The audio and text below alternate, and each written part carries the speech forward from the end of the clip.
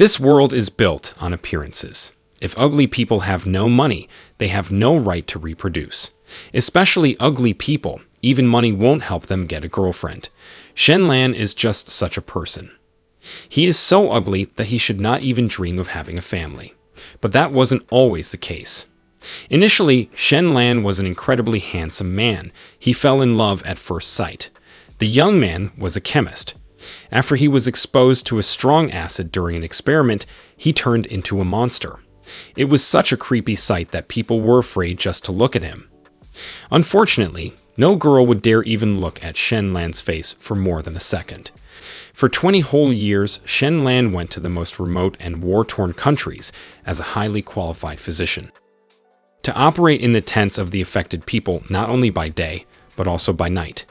But despite the fact that he became almost a legend around the world, he was never able to gain the favor of women.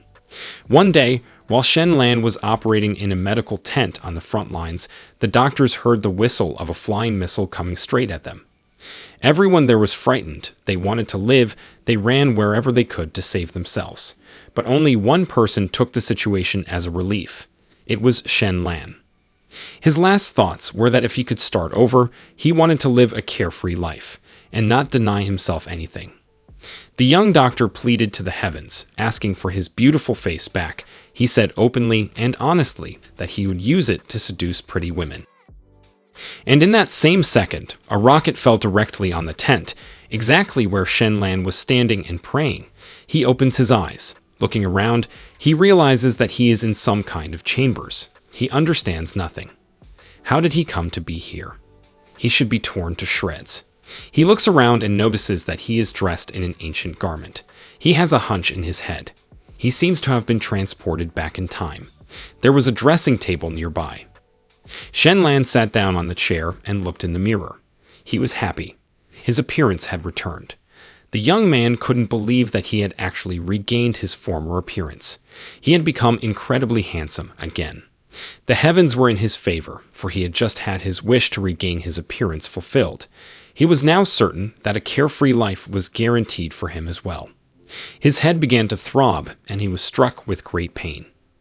As a physician, he realized that the memory of the former body's owner was beginning to open to his soul.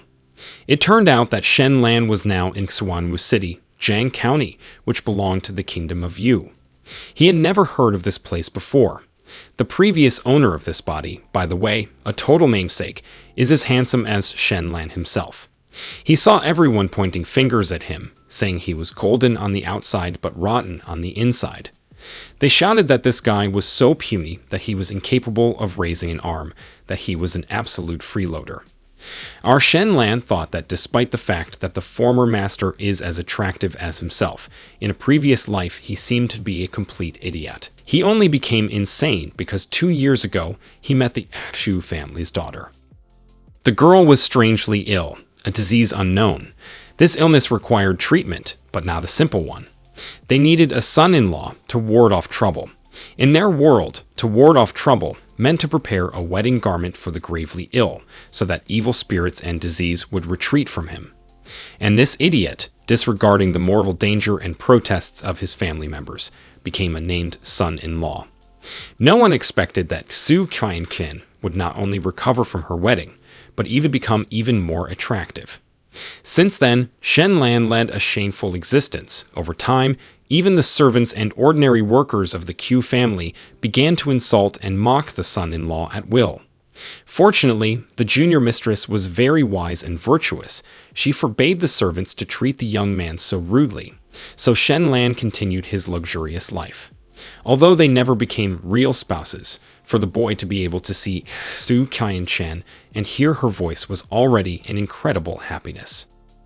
Half a month ago, however, Shenlan suddenly became seriously ill. Shenlan was growing weaker by the day. And it seems that today was the day when the former Shenlan died. That is why our chemist doctor took over this body. Our young man thought that though he was fictitious, he was at least the son-in-law of a wealthy family. So now he could say with absolute precision and certainty that a carefree life was in his hands, once again affirming that heaven loves him. Suddenly, he heard someone's footsteps. Eavesdropping on other people's conversations is certainly not good, but that's not his condition right now. He needs to know everything about this Shen Lan. There was talk, by the way, of him, but for some reason it was said that he should have died a long time ago, because he still wanted to be the son-in-law of such a rich family. He was a poor man, the kind you have to look for. But in response, there was a suggestion that Shen Lang was indeed able to take away the misfortune of the mistress. One of the maids said she saw the steward adding something to the medicine. But another stopped the girl, forbidding her to talk nonsense, assuring her that the Exu family would not harm a fool. They decided to see if he had given up the spirit. But when they entered the young man's chambers, they cried out in shock. They screamed that he was alive, that Shen Lan's son-in-law was alive, and they ran away. Then the boy gets it. They said something about being poisoned. And this is different from what the memory of the previous owner of the body showed. Heaven doesn't seem to be treating him very well. Somehow uncomfortable being a son-in-law in a family that wants to get rid of him soon. What should he do? Shen Lan grabbed his head. Apparently, there was something else in it. He closed his eyes. He saw the computer he had taken with him to Africa. He also saw that all the data on it had been saved. But it wasn't just that surprised him. It was his eyes. His eyes seemed different to him. He looked around. All things he could see through. It became clear to him, as a highly trained physician, that this was the effect of the X-ray. He now had the ability of an X-ray machine. But how had it happened? Shen Lan thought. Since both of these things were already in his body, could he combine them? He shifted his gaze to nearby objects. The vase was the first to come across. When he looked at it, he saw a window pop up to tell him what it was made of, and how old it was. The cabinet on which this vase stood was also scanned. Shen Lan found this ability quite interesting. Then a housewife enters the room. She was also scanned. Who would have thought he could know anything? The girl said that she had been terribly worried the whole time and asked the doctor to do the test. When the doctor began to do his job, he was in a kind of embarrassment because Mr. Shen was not found to have any serious problems. He appeared to be perfectly healthy. Drops of sweat began to run down his face, and his eyes seemed to reflect horror and fear. His mistress clenched her teeth. She did not understand how this could be, for he was clearly going to die a few days ago. But she soon calmed down, then said it was good news. But now there was no escaping Shen Lan's abilities. The rapid change in her face did not go unnoticed. Then it became clear to him that he was really considered an idiot here. The hostess asked the doctor to come out because he wanted to say a few words to her husband. The door closed behind the doctor. The girl pretended to cry with happiness, that she was glad to see her spouse recovering so soon, saying that apparently the good man is helped by heaven. But Shen Lan did not understand anything. This Tu Qian was completely different from the memory of the previous owner. You could see that she was pretending to be an innocent sheep. It became clear that all the memories of the former owner had been greatly embellished. Had she poisoned him? And now, had she come to remove the witness? The young man felt uncomfortable, but he pretended to smile and suspect nothing. The hostess exhaled. She said that all these days, Shen Lan's parents were so worried about his health that they came to this house many times. They wanted to take him back. The young man's mother even knelt down in front of her and begged them to bring her son back. It seems that Su Chen wants to chase him away. But he decided to play the fool, that is, the former Shen Lan who does not understand hints. And the girl believed in his game.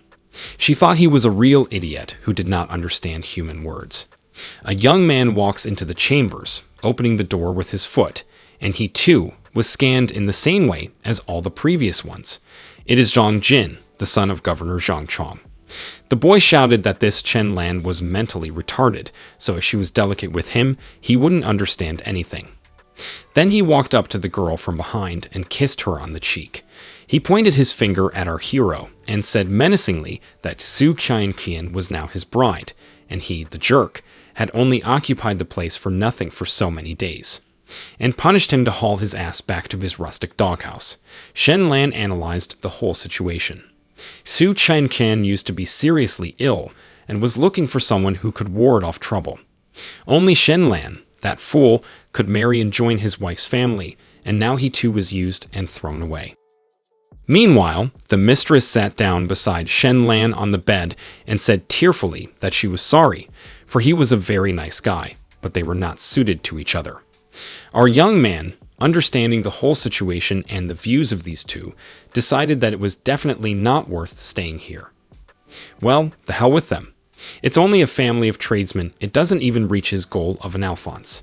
Besides, with this ability from another world and his appearance, he has a field of opportunity unplowed. He closed his eyes, thought, and announced that he was going home. Those present were a little surprised, but they didn't show it. Only the man said that he had half an hour to get away from the Exu family. Shen Lan, without wasting a second, ran out of the room. If Chen Qian still thinks he is nothing, then he, Shen Lan, does not like her family. After all, with such a beautiful face, only true noblewomen could be his targets. As the young man was looking in the mirror, he heard a conversation. It was a dialogue between Zhang Jin and Hu Qian. The man was saying that they need to hurry. Zhu Shi's family is wooing in Xuanwu County. These two have a high position, and if they get married first, their wedding will not be as meaningful to others. Jin Mulin of Xuanwu County is also called Princess Xuanwu. When Shen Lan stepped away from the door, he immediately realized that the powerful and lonely Jin Mulin girl was just what he needed right now. Suddenly, he was just picked up and thrown out of the palace, and he flew straight into the street. They shouted after him, how dare he, this kind of starving person, to join the Hu family. Yes, he was well treated, but he was ungrateful. They shouted that he had not only stolen money from the house many times, but also molested the maids. One of the guards shouted that he deserved to be beaten to death, but the master was merciful and spared his miserable life. It was announced that he had dissolved the marriage between Shen Lan and the young mistress. The young man was offended that he had been sloped all over the place, while this girl could marry clean. Fortunately, he protected his face as he fell. It was a little cold outside, so he decided for memory to go to his family home. And someone was keeping an eye on him from the height of the former family home. The observer asked if everything was ready, to which he received an affirmative answer. Immediately the mistress appeared, asking her father if it was too open, because it could affect her reputation. But Exu Guangyin, head of the Exu family, said it was the only way to make Mr. Zhang Jin happy, and he is the best son-in-law she can hold on to. This arrangement did not please the girl, but she obediently agreed with her father. The main characterist has access to the memories of the previous occupant of his body and knows how to get to his parents' house. At night, while he is walking calmly, he is caught by some people who are close to his parents' house. However, 5 men arrive and ambush him. The main characterist says that he expected this to happen in a way. The men tie him up, gag him, and put a cloth over his eyes so he can't see, taking him on a path he doesn't recognize until they take the cloth off his eyes and show him that they had dug a hole to bury him in. When they were about to bury him, the main characterist, with his X-ray vision, could see that the gang leader had a needle in his chest that would kill him. He tells the man, who is impressed because not even his own wife knew about it. However, when the main characterist says that he can remove it if he spares his life, the gang leader refuses, saying that the main characterist's brother owed him 100 gold coins because one day he went to treat his father. Then the main characterist unlocks the memories of what happened, and it turns out that his father, when he was newly married, went to his wife's house to pick him up but returned home beaten up. So the main characterist gets angry with the former occupant of the body. The gang leader tells him that they will go for his brother and parents and destroy everything, but the main characterist, who is about to be executed, wants to save his family and tells the leader that he will get 1,000 gold coins in 10 days. However, the gang leader gives him only 3 days to gather the 1,000 coins. The main characterist, confused by the short time, suspects that the gang leader has 3 days to kill his family by order. Wanting to have proof, the main characterist tears a piece of cloth from his clothes, and with his blood writes that he owes 1,000 coins. So the story goes like this. The main characterist owes a debt to the Exu family, who are notorious bandits. The boss of the gang orders 2 of his subordinates to escort the main characterist to his house and stay. with him for the days he has to pay the debt. He threatens him, saying that if he doesn't pay, he will kill his whole family along with him. On the way, the main characterist asks to stop and begins to think about a way to make 1,000 gold coins in 3 days to save his family, help his father, and get revenge on the Exu family. However, the escorts ask him how long he is going to stay in that area without moving, and if he really wants them to take him home. The main characterist thinks that his family must be anxious not to see him for 3 months, and that his father is injured and wants to return and see them. The teacher tells us a little more about this world, saying that the village where the Shen family lives has a stone fortress with about 20 soldiers protecting them. He adds that the families in that village live near the river, but his family lives too isolated because they were foreigners in that land until just over a decade ago, and they couldn't settle in the village. In the main characterist's house, we see that they suffer from poverty, and we also see a man in a bed coughing, and a woman sitting next to a young man who is lying in bed. The main characterist's father, who is coughing up blood, says he will go and ask the Exu family for more time, although his wife tries to convince him to give up because he keeps spitting blood. But the old man is determined to be killed to save his son. Then the younger brother of the main characterist, who was also badly injured, says he will go, even if it means going to war with the Exu family. The main characterist, hurt by everything he has just heard, enters, prostrating himself and announcing his return. His relatives, moved to tears, hug him and welcome him. His mother trembles, feeling happy to see her son again, so the main characterist prostrates himself again, apologizing for his foolishness and saying that he will not go to that family again. Then his mother hugs him again, believing that her son is now sensible. The main characterist also apologizes to his father for all that he has been through, and both his father and mother are surprised at how wise or intelligent he has become. The main characterist is surprised that his return is so well received. So, the younger brother asks the main characterist if he was expelled, and he nods. Their mother, relieved, tells him that his brother and father will support him in everything, even working to help him get the wife he wanted. However, the main characterist tells them it's not necessary, emphasizing that his father's illness is a priority. He touches his father's forehead and uses his X-ray vision to analyze his internal condition, then devises a plan to treat him, declaring that they will go and find herbs to cure him the next day. He then asks his younger brother to show him his leg, analyzing the fracture, and his brother says that he would even throw himself under a carriage to blackmail and get money for him. The main characterist feels offended by how indulgent his family is towards him, asking his brother how he got the fracture, and everything points to it being the fault of the Exu family. The next day, the main characterist gets the herbs and treats his father's wounds, healing him in a short amount of time. His mother, father, and brother are all surprised by his feat, and his mother excitedly exclaims that they can save money to open a clinic, and that he can marry the boss's wife. The main characterist is surprised by his mother's mentality and steps out of the house for a moment, where he meets the escorts who remind him that he only has 2 days to save his family. After that, the main characterist enters the house in a bad mood, but his mother greets him with a cup of hot water to wash his feet. The main characterist, who judges the previous owner of the body as useless, tells his mother that he can do it alone, but seeing her sad, he decides to let her wash his feet. He's happy to have such a loving family and promises to repay everything the previous owner of the body owed them, but he plans to solve his debt first. The next morning, while the main characterist and his family were having breakfast, the gang's subordinates knock on the door and pressure him to make money before the deadline ends. The main characterist's mother asks who they are, and he says they're his friends. One of the subordinates happily introduces himself and invites them to have breakfast, saying they've already eaten. The main characterist tells them he'll go with them to the village to see a professor and won't return until night, and one of them goes along with it, saying they'll go to his house in the village so he won't go hungry. However, the main characterist's mother, worried about him, gives him an egg to eat later. On the way to the village, they come across a father and his son arguing about losing a bet. The gang's subordinates recognize them and demand that the father pay the debt he owes them. They tell him they don't need him to pay anymore, and they lead them to a bush where they kill them.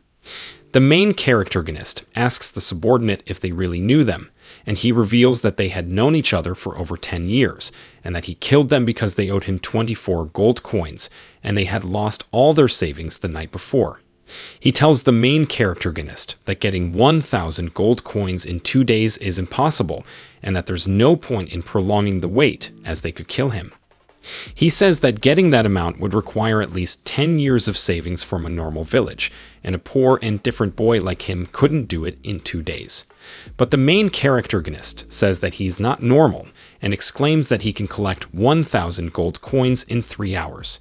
The main character and the subordinate of the gang arrive at one of the largest, best protected cities with 25 villages under its jurisdiction.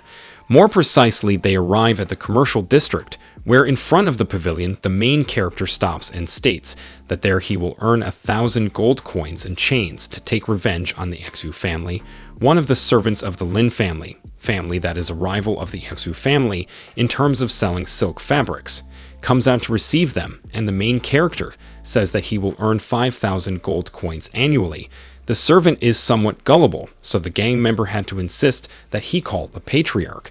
The servant escorts them inside, and the patriarch comes out to meet them to discuss the business that the main character wants to propose. The main character says the same as the servant had done, that he was going to give him a way to earn 5,000 extra gold coins annually, but he needed 2,000 gold coins to give him the key to such wealth. The patriarch feels that they have wasted his time and demands to be thrown out. Then the power are a golden handkerchief to the patriarch. When he sees it, he is amazed, but he does not believe that it was the main characterist who has done it. He reproduces it and tells him to give him an hour, and he could recreate the same dye even better. This type of cloth is special for the king's family, that is the one that sells the Exu family. So after a while, and explaining how he made the recipe, the main character shows a new handkerchief totally golden to the patriarch of the Lin family. This amazed gives him the 2,000 gold coins, and the main character gives him the recipe for golden silk cloth. The patriarch of the Lin family is amazed and tells him that he will become richer than the Exu, but they are interrupted by the arrival of the Exu family, being the patriarch of this family, who exclaims that the main character stole the recipe for his silk cloth. The interference of the Exu families, the main character imagines that it was the patriarch of the Lin family who warned them that he was there. The patriarch of the Lin family claims that it was him, because his son is related to the Exu, and they will benefit from his alliance to get him into the army. The main character tries to think how to get out of this situation, while he receives all kinds of insults and accusations from his ex-wife and his ex-father-in-law. His ex-wife tries to be indulgent and cries, trying to defend him, although everything is false, both in the accusation of the patriarch of the Exu family, who calls some agents to decide what to do with the main character for the robbery. However, the main character's ex-wife asks for an apparent clemency from her father and begs the main character to say that he really stole the recipe to be forgiven. However, the main character thinks he is being underestimated and laughs and launches a counter-accusation, exclaiming that they have no proof that he stole anything. The patriarch of the Exu family treats him as an inept person who would be able to create a formula like that. So the main character takes it that there is no proof for the accusation and exclaims that if he can make a better dye than the current one, then he will be free of any accusation. And to the disbelief of his ex-wife, he says that he will even make a purple dye, which by the standards of this time was always quite ugly. So the main character issues the challenge to the Exu family, and his ex-wife tells him that if he manages to make a better dye, then her family will withdraw without charges. So the main character slightly mocks the Exu patriarch and exclaims that in 3 hours they will see the results of the whole test, besides asking the agents to serve as witnesses. The main character can work on his formula, and in his words create something mind-blowing. When night comes, the Exu family exposes their fabric. astonishing those present and showing off the techniques they used by presenting a book with the ingredients to the men who act as judges in this competition. So one of the judges considers that the main characterist had festively stolen the recipe, so the father arc of the Exu family asks them to proceed with the rest. So they give the order, in that the main character comes out, and before the accusation that he is going to be imprisoned, the main character is surprised to see the linen that the Exu family had created. However, this exposes a fabric of purple dye brighter that leaves impressed and amazed all those present, much more than what the Exu family did. The ex-wife of the main characterist does not understand how it became so good being that it was a disaster. The main characterist, to confirm his victory, throws the handkerchief he had made and exclaims that if they are not convinced with that, he will show them another one. The new handkerchief dazzles everyone. Being a rainbow handkerchief, one of the judges asks to see it while the former father-in-law of the main character is in shock. The judge analyzes the fabric, being amazed by the masterpiece he is holding in his hands, so the main character asks the judge to do justice. The judge asks the patriarch of the Exu family if those recipes were also stolen from his family. The man, ashamed by the defeat, denies that these are recipes of his family. Leaving that place with much will go, the man, ashamed of his defeat, denies that these are his family's recipes and leaves the place with much anger, just as his daughter asks for forgiveness for everything he caused and leaves with much fury without understanding what has just happened. He also leaves. In one circumstance, the young girl saved him from a bear attack and also attended him. The judge the main character was talking to was in love with this girl, and with the intention of seeing her, at some point he knew proposed to teach the main character as if he was his student. But it didn't work out because former body bearer was a brute. However, the judge is outraged that a simple peasant has asked for the lady and leaves the place. The main character, without thinking twice, is aware of the risk in which he is involved, since the Exu and Wang families will not leave him alone. Leaving the place, he also crosses his ex-wife, who proposes a work deal in exchange for money and recipes for fabrics, trying to convince him with flirting. However, the main character ignores her and leaves her talking alone, although she resorts to a very devious method and tells him that he still owes her the debt of 1,000 coins, and if she doesn't want her new husband to kill her family, he will have to give her the recipe for the purple and rainbow fabrics. The main character yells at her, asking how she knows about the debt of 1,000 coins. However, she leaves in her carriage. Then the guy from the game tells him that he has until the sun sets to deliver the 1,000 coins and the recipes, or else they will finish with his family. All this leaves worried the main character, who does not know how to solve it. But he knows that all this has to be solved in that night. Why cannot return to work as slaves in the Exu family? In one of the streets of the city enter some men on horses. Escorting apparently someone important, asks the citizens to open past. The main character, who was walking around, hearing that Miss Jin Mulin also came with them. The product dissimulates, walking to enter the street, taking advantage of what the lady was passing and be rammed by the horse. The lady stops men and looks that the main character is still alive. And although he looks familiar, in the end he pays no attention to her and orders his men to take him to the palace and deal with his life, since they cannot afford to kill someone innocent. All this turned out to be a plan of the main character para. Get an audience with this lady and they can save his family. The main character is apparently unconscious, gets the pressure in his mind that the next thing he says or does will determine that his family live or die. The main character is transported to the mansion of the family of the young Jin Mulin, and when he wakes up he is stunned by how huge this mansion is.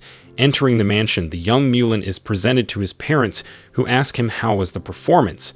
Mulin's father feels a little sad that his son is not as heroic as she is and tells her that the situation in the system is changing drastically and is putting his family in crisis. Mulin says that she will stay then, and that will look at the weight, even though she cannot marry. At that, one of the servants enters and informs him that the main character wishes to talk to him. So the father, thinking that it is some kind of marriage proposal and recognizing that it was the young man that Mulin's cavalry ran over, gives him permission to come in. The main character introduces himself in front of Mulin's father, and he asks him to talk about his daughter's marriage. So the main character mentions that he has learned that the Zhu family wants to ask for his daughter's hand. These words leave both Mulin and her parents frightened. It is explained to us that this family is made up of other quite powerful families. Mulan's father demands the main character to tell him how he knows such a secret information even for him. So the main character tells him that he was the son-in-law of the Eksu family, and on one occasion his ex-wife and her new fiancé were discussing that topic. So one of Mulan's father's servants corroborates that the main character was a son-in-law of the Eksu family. Mulan's father distrusts the version he has been told about him, but at the same time he distrusts the main character, so he orders one of his servants to go and inspect the routes leading to the mansion. After that, Mulan's father confesses to the main character that he does not trust him, but the information he has given him is of great value, so he will reward him.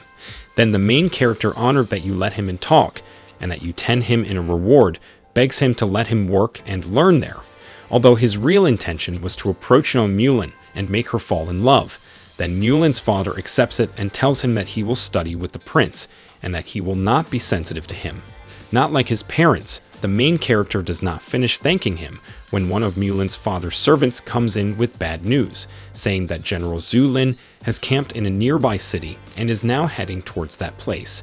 Such information leaves the main character and Mulan's father completely frightened, the main character in a tense situation, since it would damage his plans to marry the young Mulan, since they would have to give her in marriage to the young man of the Zhu family, and also he needs enough time to develop that plan. We can also see the desperate situation in which Mulan's father finds himself, because his military power will be forced to respond to the orders of the Zhu family. The Count's wife suggests that they refuse, but in his despair he says that this would only bring more problems, because it may be a direct order of the king himself. Then the young Mulan, ready to destroy his face, Mulan's father scolds her for her decision, and after discussing it for a while they agree that their only way out is Mulan's marriage with a different person before Lin arrives. Although Mulan, prostrating herself, says that she will not want to marry someone outside her family because her younger brother does not have the strength to support the family. However, Mulan's father ignores this and sends a servant to look for 5 men worthy of marrying his daughter. The main character's words provoke the anger of Mulan's father, although his wife manages to calm him down, and this order heir 10 gold coins to his family. But in that, with a great expression of joy, Mulan calls the main character second fool, words that leave a little bewildered the main character. But it turns out that in the village there was a fool older than the idea, and nicknames both were good friends, and since then, Mulan always saw him as a child. Although he agrees to let him be one of her suitors, Mulan's father tries to protest, but he himself questions that the main character will not win, and was only put there out of pity, ordering to take him to the 6th studio. So the main character is thrilled that Mulan remembered him, and sets out to prepare to win the hearing. The selection of the future son-in-law of the Count's family begins. Selection to be made by Mulan. Selection to be made quickly, so that in the evening they can have the wedding. The first candidate was the favorite to be chosen. Since he and Mulan have a decade of knowing each other, he was the man who played the judge in the main character's contest against the Eksu family. Mulan only asked each candidate one question and was leaving, thus arriving with the main character, asking him the same question. What can he bring you if he enters the mansion? The main character thinks of all the things he can offer her, until at the end he tells her that he will give her freedom, only if she does not commit adultery, impressing Mulan with his answer, but she gets upset and leaves, blushing, insulting the main character, although main character mentions that he will already get the victory. So after a quarter of an hour, Mulan arrives before her parents and tells them that she chose the main character to be her husband. The news upsets the Count, who does not understand Mulan's decision, so after explaining her motives, her mother cries for her daughter's maturity, and her father is silent. Although angry, then Mulan begs for permission. Her mother tries to change her mind, but Mulan explains the benefits of having the main character be her husband, since the Zhu would stop being interested in her when dealing with someone like him. The Count, annoyed, hits the wall to see his daughter suffer, asking for his son.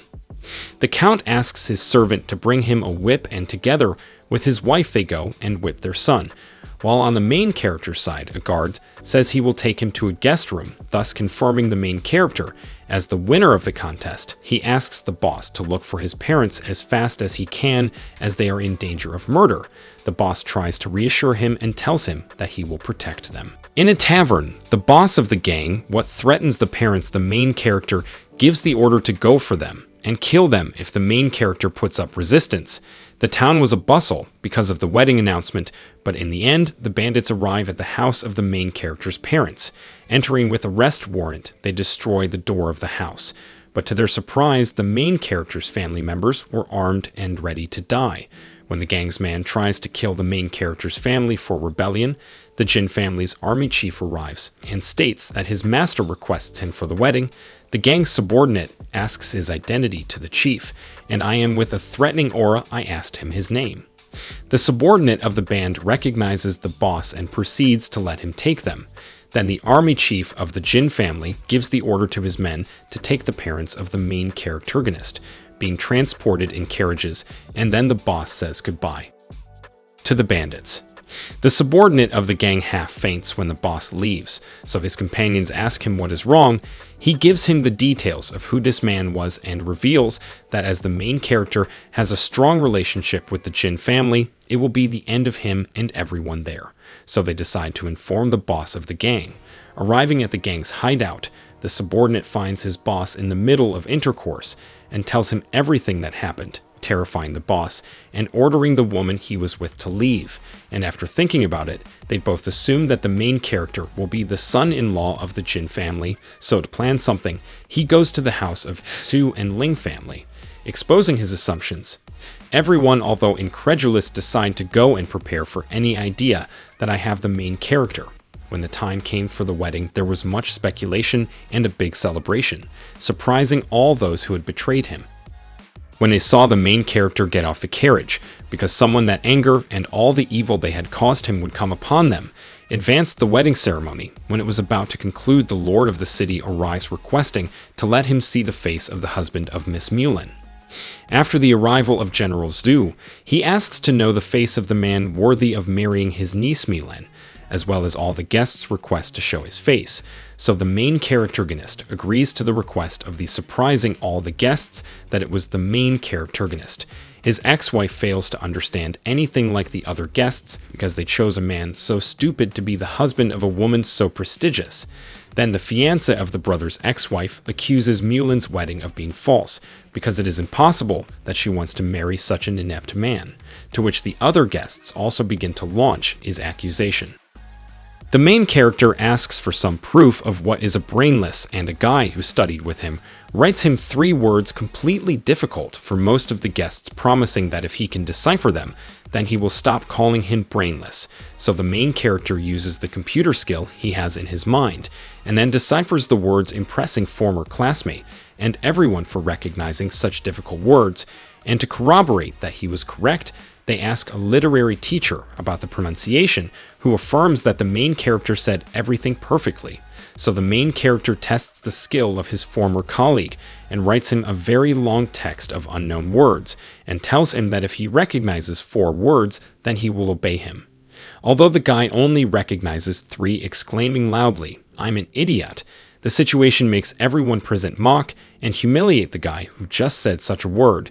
Then the literary and former head of the city threw him out of there and asks the main character. Wants to know a word that even his students have not achieved. The main character accepts the challenge, and then the literary teacher writes a word that leaves amazed all those present, because they fail to recognize it, but the main character associates it with the letter of the value of the Japanese currency yen or yuan, and tells the teacher that perhaps they do not know the pronunciation of the word, but if the meaning of this, and exposes that he knows the pronunciation of the word. One of the teacher's students exclaims that it is impossible for an inept, as he knows that word, challenging each other to hit you if either of the 2 loses. When the main character gives the meaning of the word, the teacher is surprised, and the other guy tries to make fun, saying that he is making it up. The teacher recognizes that he cannot lie and agrees with the main character, so he wins the bet he made with the other guy, causing him to slap himself. All the guests present are surprised at how smart the main character is for recognizing a word as little as that one. Even Mulan's own uncle recognizes him as a good man. Then the Count gives me permission to the main character and Mulan to go to see the parents of the teacher who had not wanted to be at the ceremony for fear of humiliating his son. After chatting and saying goodbye to his parents, and his brother the product and Mulan enter the bridal chamber, both embarrassed by what it means to enter this room. Mulan tells him, the main character, that although it is not customary, she cannot consummate that night with him despite being husband and wife. She is still only focused on taking care of her family. The main character has says that there will be no problem. However, Mulan, to prevent him from feeling bad, leaves him her maid to spend the night with Alan the consummation he can have offspring, but they will remain husband and wife after that. The main character recognizes the beauty of the maid and plays along. Mulan, a little embarrassed, leaves the room, but the main character, knowing that the maid was crying for not wanting to be there, gives her permission to leave. The next morning, Mulan apologizes for not being able to attend her parents' house with him and asks him what goals they have for the future. The main character simply says that he has a desire for revenge against the Xu family. Mulan only eats confused food, terrified by her husband's words. However, Mulan tells the main character that he cannot because they might come into conflict, just as he cannot kill his ex-wife's new husband because they also came into conflict with the lord of the city. The main character complains that he can't do anything for revenge, so he just asks if he can voice that they will make you her ex-husband's new lover, and as he was not told no, he runs off to fulfill his revenge. Surprising Mulan that his desire for revenge is greater than wanting to talk to her. The main character of yesterday before his in-laws and informs them that going to visit his family, hiding the fact that he wants to go to take revenge on the gang leader and the guy who stole his ex-wife. The Count gives permission to leave, tells him to take 2 gifts with him. Then the main character leaves and asks for a carriage to be transported, but instead they bring him a wonderful horse for him to ride, being a disaster because he does not know how to do that, falling off the horse again and again, causing embarrassment and impression on the face of the soldiers who accompanied him. So in the end, they leave by carriage and arrive at the base of the general of the band. The guards threaten to shoot, but one of them recognizes the men who came in the carriage as members of the Count's militia, informing the chief to come out to meet him. The latter comes out with a completely feigned attitude, although deep down he was annoyed that not even a day had passed, and they already wanted to take revenge on him. The chief invites the main characterist to come inside and drink tea. Inside the fortress, the main character discusses the debt of 1,000 coins. Then the boss pretends not to care and burns the piece of cloth that contained the promise, stating that he forgot the debt. But the main character does the reverse and tells him that it is the boss who owes him the 1,000 coins. Burning the only proof of that debt, people will think that he had come to blackmail him. The boss of the gang gets terribly angry. Although with his pretend attitude, he accepts the money to the main character of that supposed debt. Besides, the main character asks him for the interest for the delay. The boss gets annoyed or more and reluctantly gives him 100 extra gold coins, asking him if he has any other request.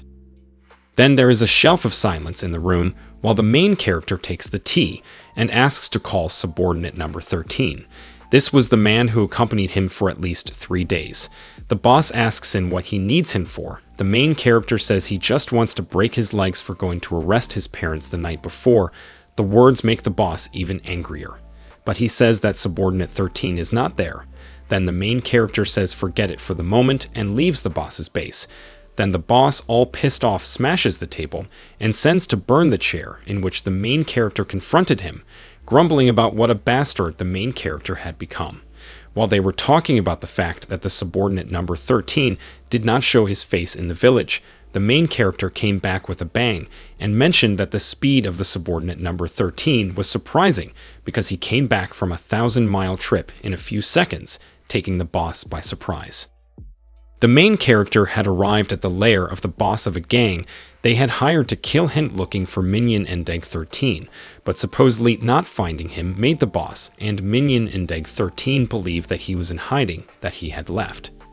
However, the main character returned and declared to Minion and Deg 13 that he would break his legs for having tried to kill his family, so he appealed to the promise that the boss had made to him that when 13 returned, he would break his legs. The boss saw Minion 13 as his son, and since he had made an alliance with the Zhang, furious, he breaks the table with a blow and tells the hero to stop bullying people. So the hero replies that he is doing exactly what they did to him. So the boss mocks and exclaims that he refuses, and as he works for the city count, only he can apply justice to him, and that if he does anything to him, he will have to answer to the count. He adds that he wanted to befriend the hero, but as he acted as a fool, he exclaims not to blame him for revealing himself. The main character again asks him to break the legs of 13, but again the chief refuses. He even challenges the main character or his soldiers to do it. But first he reminds him that this kind of scene could generate that the peace and harmony in which they live is broken. Before such words, the main character announces that he is leaving to see his parents, but he does not leave without making it clear that he will return the next day, and like an obedient dog, he will do what he is ordered to do. However, the boss mocks the main character for believing so much, when in reality, he does not have much status within the family. So the main character leaves, leaving his threat in the air, and the boss responds by suggesting him to follow the current. After that, the main character is escorted to his parents' house, where his mother anxiously asks him, how are they treating him at the mansion? So the main character says that everyone is kind, and gives some gifts to his family. To his brother, he gives him some medicine for his injuries from Mulan, his wife, and to his father, he gives him some money to build a decent house. Although the old man didn't want to accept it because he thought it was money that came from his wife's family. But the main character says it's money he earned from some dyed fabrics he sold, so his father ended up accepting it. Then he tells his brother that when he heals he will help him in the afternoon. Before leaving, his mother tells him that his best friend of all his life was serious. The main character says that despite being someone of low IQ, he has a huge heart, but that since childhood he has had to live extremely painful things, from being abandoned, taunts, being treated like a misery by his stepmother. So he quickly arrives at his friend's house. The stepmother forgot that now the main character is important and almost mistreats him. The main character asks for his friend, so he was told that he had gone to work. Then the main character says he will look for him, and leaves a generous sum of money to his friend's stepmother to be treated better. But the stepbrother says he must be rotting in the mountain, so the main character quickly goes out to look for him. And upon finding him, Dasha tells the main character that those wounds were for saving his brother from a wild animal, and since they couldn't treat him, they left him there. So the annoyed main character swears that he will make them pay for all the mistreatment they did to his friend. The main character asks how many days he has been there abandoned, to which Dasha in his own way replies more than 5 days, without having received treatment, food, water, and constantly losing blood, so the guy knows he is going to die. But even dying, he shows that he still wants to protect the main character. The main character, full of nostalgia, says that even today there are people who try to bully him. So Dasha stands up like an animal and covers the main character with his body, saying stop bullying his friend. So the main character in tears tells him that he is fine. So with the help of the main character's guards, he tries to lower him on the ground. So full of anger, he exclaims that he will not let him die like this, and will make his father recognize that his son is very good. So the noble Dasha says that he wants to show his father that he is useful to take care of him when he is old. So he takes Dasha in the carriage and arrives at his father's house, where he complains to his family for how cruel they were with him. But his stepmother says that this is how the people of the mountain are, and as they are very poor, they could not afford to take care of him. Then Dasha's stepbrother makes fun of the main characterist, so the latter, annoyed, overturns the table with all the food, and when the stepbrother tries to complain, the main characterist kicks him in the woobos with the intention of leaving him sterile, so the guy starts to wallow in pain, and in the situation, Dasha's stepmother insults him full of anger and frustration, calling him waste, garbage, etc. So the main character asks her to leave him, because he doesn't hit women, so he just pushes her. So the old woman says she will sue him before the ex-sue, but the main character says that he has nothing to do with them anymore, that if she wants, she should tell her husband to go sue him before the Count's mansion.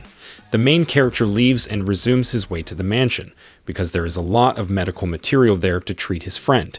But when he arrives, he is stopped by the head of the mansion's guard, who was one of the candidates to be the family's son-in-law. The main character asks for explanations, so they tell him that it is a routine check, So they discover Dasha inside the carriage, so the guard explodes against the main character for the audacity of introducing anyone to the mansion, and orders to take him out of the carriage, but the main character exclaims to be let into the mansion. But in the end, nobody listens to the main character's order, but then the main character's wife and father-in-law arrive, explain the situation, and both of them decide to help the main character's best friend. The main character's father-in-law sends for the mansion's doctor, and Mulin tells the main character that she will guide the carriage because the main character does not know the inside of the mansion well, apologizing to the main character for having allowed it to be damaged, impressing the main character, calming the main character, who felt lonely in the mansion. But really he has his wife. The head guard intervenes and yells at Mulin that it's against the rules, so Mulin takes a whip and tells the guard to turn around, scaring the guard away, and when he turns around she whips him so hard. She whips him so hard that the guard is so scared that she can't see him. She tells the guard that she beat him for being willing to let someone die, and for treating her husband disrespectfully, asking him to correct his attitude next time, so the guard reluctantly accepts the punishment. After that, a while passes, and the doctor rules that it will be difficult to deal with Dasha's wounds. The main character in his mind exclaims that the doctor has nothing out of the ordinary, but between him and the doctor, is the doctor better than him at that moment? Mulin asks him if he will be able to treat him. The doctor says yes, but that it will be complicated and expensive, so he leaves to get the medicine. Mulin recognizes his best friend and tells the main character that his brother is safe. The main character says that they are not brothers, but Mulin says that it is because of their relationship that she considers them brothers. Then his father-in-law arrives and tells the main character that they should go to talk in the study. When they arrive, the main character's father-in-law scolds him. The main character thinks it is for bringing his friend like that and tries to excuse himself. But the father-in-law claims him for blackmailing the head of the city guard and ordering him to break his stepson's legs. So the main character on his knees thanks his father-in-law for saving his family, exposing what the Exu family did to him once he was kicked out of the family. Upon hearing the story, the main character's father-in-law angrily swears that he will make them receive justice for messing with his father-in-law. So when he sits down, he tells the main character that the lord of the city came expressly to tell him about this situation, telling the main character not to go out for a few days, that he will take care of this problem. But as the main character refuses, the father-in-law gives him a book with the family codes to memorize and then release it. So the main character says that his father-in-law took a month, Mulin 23 days, and his brother-in-law still can't. They are about 70,000 words, so the main character, using his scanner, memorizes everything in an hour, but in order not to mistreat his father-in-law, he will tell him the next day. While in the main character's in-law's bedroom, they bet how long it will take to memorize. The next morning, his mother-in-law tries to make soup for the main character to help him memorize better, but the guard tells her that the main character went to sleep early, infuriating his mother-in-law. In the morning, while the main character is walking around the mansion, he is interrupted by his father-in-law, who yells at him for being so lazy and going to bed early and not studying. The main character reassures his father-in-law, claiming that he went to bed early because he had already finished memorizing the whole family code. His father-in-law does not believe him because it took him a little over a month, and Mulin, who is a prodigy, took 23 days, so he thinks she is pulling his leg by saying that he memorized everything in one night, ordering a guard to bring him a whip to apply the family law. According to him, it is a punishment for breaking the rules, scaring the main characterist to see his father-in-law go to that extreme. But his mother-in-law intervenes and tells her husband to at least give him a chance to apologize for his words. But the main character stands firm and says that he has already memorized everything. He even asks for a test. Such words annoy his father-in-law, who was considering giving him a second chance, thus starting the test, asking the main character to recite several chapters of the code. He is perplexed to hear how the main character recited letter by letter. The main character's father-in-law still doesn't understand, so the main character's father-in-law tells his wife to leave them alone, so she takes the whip brought by the guard, and when her husband asks her what she intends to do, she tells him with much annoyance that she will whip her son, because he has been unable to memorize anything. Once alone and having taken a seat, the main character's father-in-law asks him how he did it. the main character begins to say a lot of nonsense. So his father-in-law asks him to speak well. Then the main character tells him part of the truth, that when he was in the Hexu's house and he was dead and resurrected, his mind acquired the ability to memorize and not forget anything. Then his father-in-law relates him with someone who happened something similar, who was a nobody and died and resurrected as a master of martial arts. This man was able to give the foundations to his family with a large territory under his fief. So the main characterist thinks he could be someone like him. Then his father-in-law, knowing of his ability, asks him to go to study to exploit their skills and recover the 10 years that despite studying did not achieve anything. Then his father-in-law lifts the punishment and the main characterist goes to bother the chief of the city guard. But his father-in-law prevents him because the system is about to change and he could be stripped of his name as a fief, and promises the main characterist that in 6 months he will do justice to him and his family. The main characterist thanks, but states that this is something personal and of honor that he must solve. Then his father-in-law tells him that he will not be able to fight against the chief of the guard because his family has no jurisdiction in his city, but he tells him that he will not allow them to harm anyone in his family, and if they do, then he will go to war against them. Then the main character promises to defeat him under legal agreements and without leaving loose ends, so his father-in-law allows him to go, as long as it is as he has just exposed it. Then the main character says he will definitely beat him and make a mockery of him in front of everyone. The head of the city guard has his biggest source of income boarded in casinos, so the main character will use that to beat him when he starts winning over and over again, until he causes the head of the guard to end up bankrupt.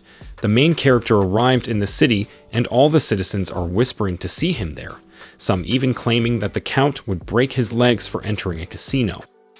A guard feels the need to stop the main characterist, but another guard says that they cannot intervene in the decision the main characterist made. When the main characterist enters the casino, he surprises the 19th adopted son of the chief of the guard, who is impressed to see the main characterist got into the lion's den, but immediately gives him a place to sit down, asking him the reason for his visit, to which the main character expresses that he has come to play, but that right now he has no money to mommy and asks to borrow some. 19 accepts with the intention to lend him a lot of money and lose, and then use that for the count to kill the main character. The main character asks for the interest of 1,000 coins, which are 10% of the annual loan, then asks to make a promissory note for the 1,000 coins. Once the loan is done, the main character exchanges the coins for the chips, asking to start playing a simple one, starting a game of chance in which they will have to guess what is the number that comes out in the dice. The betting starts and excites all the people who see the main character betting a big amount, surprising them even more when they see that he won 1,000 gold coins in the first try. He accepts that he lost, but he is not afraid.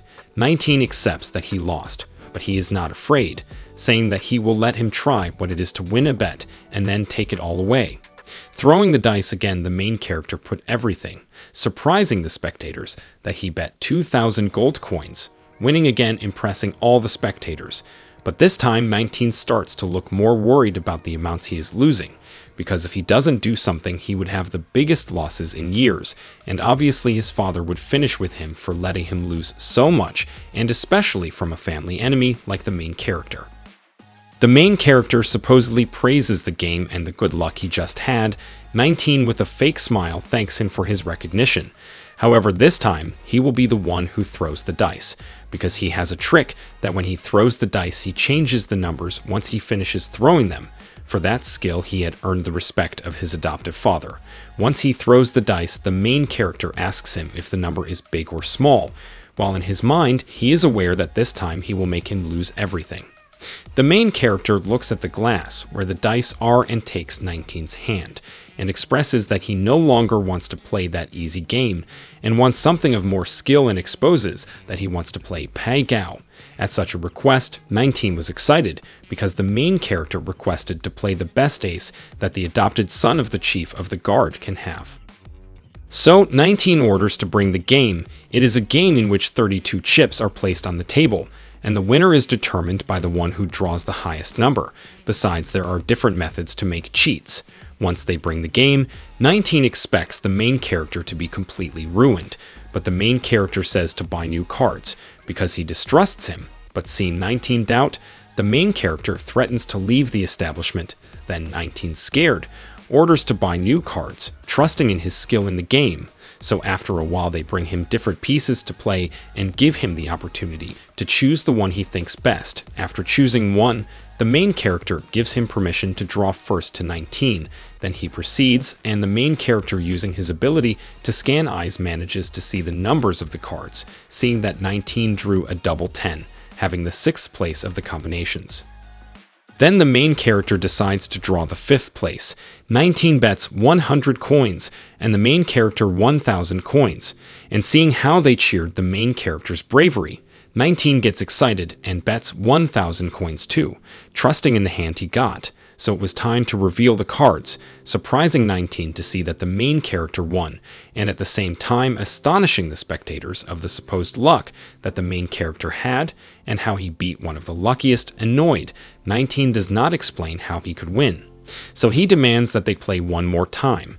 But even though 19 tried again and again, the main character kept betting 1,000 coins and winning, receiving the ovation and praise of the other spectators, and at the same time, 19 was sweating with frustration and anger, still wondering what kind of luck is that the main character has that does not allow him to lose even once, not believing that he lost 13,000 gold coins, questioning that he lost against a guy who was a nobody, and immediately realizes that his father will skin him alive, feeling a great fear inside him. So he stands on his feet and asks permission to retire for a moment to take a breath, because he felt dizzy. Lie. We know that one goes to the bathroom, so in a mocking tone, the main character wonders why he is leaving if he has not had fun yet, asking someone else to play with him. However, while he staggered away, you can hear the cheers that the other players and spectators made to the main character, calling him God of Gambling and praising his luck. While the main character was keeping the fortune of the head guard was at the Exu family's house, mockingly telling the main character's former father-in-law that a day ago the main character had come to him, ordering him to cut off the arms and break the legs of his son 13, mocking how stupid he is. So the lord of the Exu family mocks him because he has taken it into his head to be the count's son-in-law, mocking that he expected the count's family to help him, even telling him that he went to one of their casinos, and that for sure now he must have a huge debt, for which the count will throw him out of the mansion, laughing loudly, because that would mean that they would get rid of him right away. Then 19 arrives with a big fuss, exclaiming that something big had happened. Then the boss scolds him for seeing him panting just for running a little, but 19 tells him that he was wrong. Prostrating himself on the floor, he begins to bow. Then the boss asks him the reason for seeing him, and if he has already got rid of the boss and left him with a big debt, and tells him beforehand that if it is less than 10,000 gold coins he will skin him. Then 19, scared shitless and sweating. He can't imagine what they will do to him when he finds out that he lost 13,000 coins. Then we are informed that for the count to lose 10,000 gold coins would mean too much, because even though the number of his soldiers was reduced, he still has to maintain the whole mansion and more or less 3,000 people. And as the count considers all his people sons, he did not reduce what he pays them, to that adding that they have financial problems. For the main character to lose so much money would mean his expulsion or execution. So the patriarch of the Exu wonders if the count refuses to pay. Then the chief says that the main character wrote a promissory note for a loan he made to them, and as he came from his account, they have no excuse, and if for some reason the case comes up before the governor, he still has an ace, and he doesn't care if it offends the count, because he has powerful people backing him, so the count could do nothing. So Mr. Xu intends to use the main character to have the new system of government applied in the city to strip the count of his title. So Xu orders the boss to take the promissory note to the count and go collect from them. So the boss decides it is worth a line with the Exu, even though he is giving 35% of his casino income to the family. So the boss says that in the afternoon he will take the promissory note and go to the count to collect the money. And maleficently, he wants to see the count's face and what he will do to the main character. Then he asks 19 how much is the debt that the main character has with them. So hesitating, 19 says 16,000 coins. The boss rejoices and congratulates his son for his work, and Mr. Xu exclaims that the count is lost for having accepted that useless person. So the boss takes his son and tells him to go to the count, but with a lot of fear and with a broken voice, he says that the boss did not lose the coins, but that it was them. Leaving for a moment in shock the chief of the guard, who immediately explodes and says to speak clearly if the boss won or not. So praying to God, he exclaims again that the boss won 16,000 coins, but mentally destroying the boss, because all that money is the annual profitability that the best of his casinos obtains, asking how he was able to beat the skills of 19, who is the best player, asking if he cheated, but 19 says he played clean, but labels him as a demon. So he throws his son and claims Xu for having told him how useless the main character was, so Xu also does not explain how he has done so many wonders. Then the main character's ex-wife arrives and suggests that they go to the casino and find out what he did. So the boss sets off. After a while, the boss arrives at his casino, seeing the crowd exclaiming for him to pay. So the main character says he wants to collect the 19,000 coins he won. And also the other people who bet with him won 7,000 coins, asking him to pay a total of 26,000 gold coins. That debt is equivalent to all the savings of the boss of the gang, that although he could recover some of the money in a few days, he must also maintain the staff, maintenance, etc., so this can lead to bankruptcy. So the boss internally gets angry with the main character for what he did to him. Leaving him completely with his underpants down, he has no way out to turn this situation around. He can't touch him for being the son-in-law of the count, and he can't deal with the hundreds of players that won at the expense of the main character. So if he refuses, all the players will side with the main character against him. So the main character blackmails him, appealing to his honor as a man to pay. So the boss gets off his horse, and with the best of his face, asks the main character to talk alone. The main character accepts, and then the other players claim him and demand that he pays them and that they exchange the chips for coins. So the main character gives them his word that he will not betray them and will give them satisfactory news. That is how the players return to praise the main character. Even one said he loved him, causing embarrassment in the main character. Once on the second floor of a casino, Boss Chin complains to the main character for the low method he used to make him break 13's legs, and tries to blackmail him with the Count's reputation. The main character adds that he is aware of the Count's reputation, but in his case, since he did not have a good reputation, anything out of what is ordinary, you will be considered a prodigy and praised by everyone. So the boss Chin asks if he still wants to force him to break his legs. The main character answers with obviousness.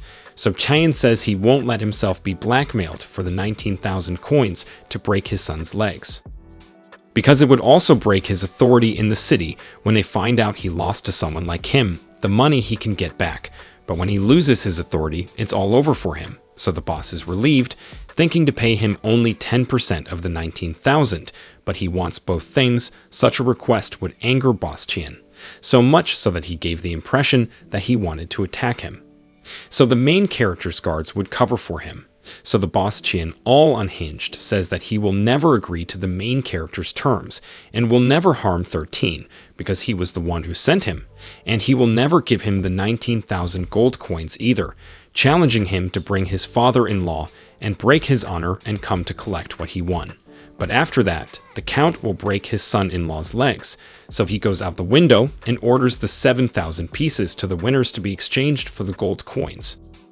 Then the men praise the boss Chien. Then he tells the main charactergonist that the gamblers are already on his side, and in a few days he will recover what he lost. And as the Count will not come either, nobody will support him to collect the debt, so he will not give him anything. Then the main charactergonist applauds him and tells him that in that case, he will continue winning with other gamblers in the game. He challenges him to send someone to stop him, inviting all the gamblers to follow him to win more money until the casinos are emptied. So while the flawed gamblers praise the main character, he retires and says goodbye to the boss Tien. The main character resumed the game along with hundreds of players sweeping the casinos. The players who followed the main character went crazy to see how they earned money betting where the main character indicated them. Such a streak was so great that the casino managers were pale. They were incredulous at what was happening, and in each game, Chin only received reports of losses of thousands, informing him that the main character won a single coin.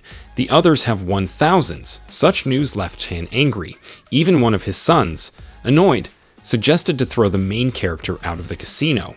And when he arrives, the main character claims that if anyone touches him, he will make Mulan kill his whole family. So the annoying guy cares about that and orders the main character out. But the main character says to try, if he can beat the Count's guard, plus all the gamblers who are getting profits from the bets. The adopted son of Tian doesn't know what to do when the players, who used to support the boss Tian and are now praising the main character, change sides. The main character's son, considering to get rid of the gamblers. So Boss Chin orders to close the casino and change their chips the next day, raising a horde of gamblers who complain about the change of their chips or because they will lose their streaks, to which the main character expresses that they should not worry and urges them to go to another of Boss Chan's casinos. As there are 4 more, they should go one by one, earning the ovation of all again.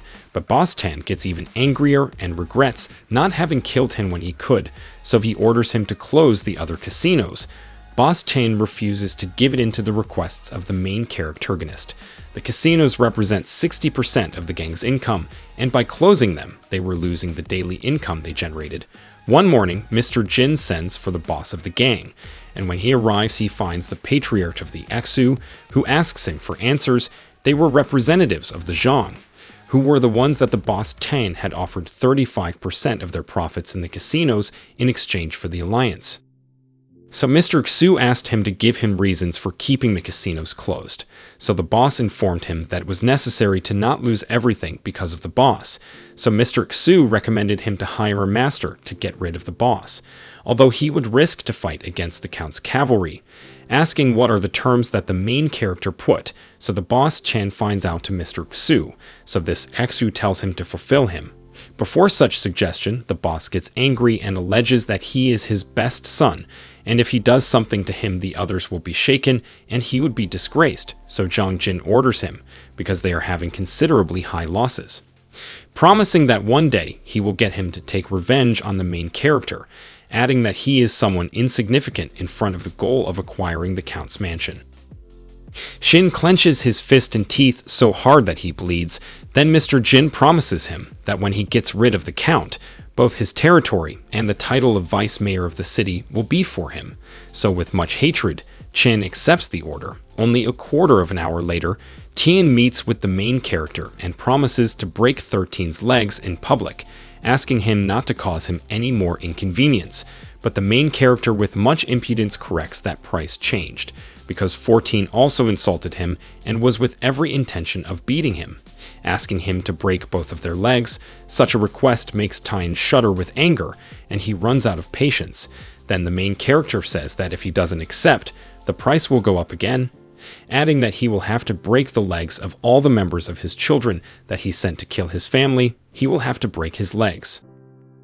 Shin's patience overflows, and he throws himself on the main character with a lot of hate and with all the intention of killing him. Taking him with his hands, he squeezes him until they hear cracking and something breaks, without giving time to his guards to intervene. After splitting the main character in half and leaving the guards terrified, the boss Tian laughs like a madman while the blood of the sprout falls on his face. However, it was all an imaginary idea that the boss had. In reality, the main character asked him to accept the deal to those who wanted him to add more value to the price to please him.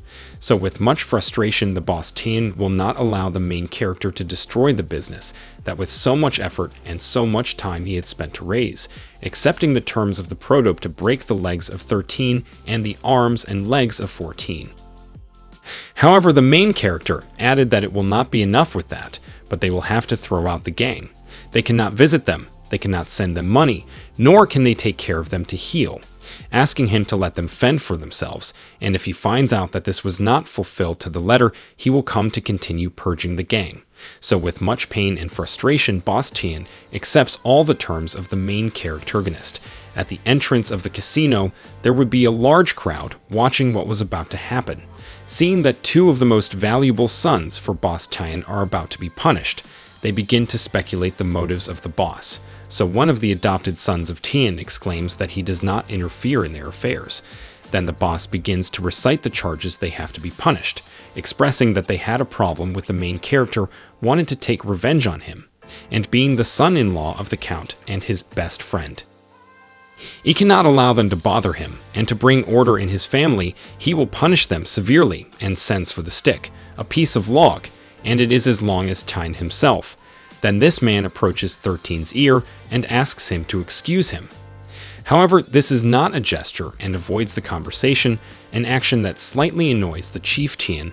Then he lifts the stick and with a single blow breaks 13's legs, causing him to collapse and causing horror before all the spectators of such punishment.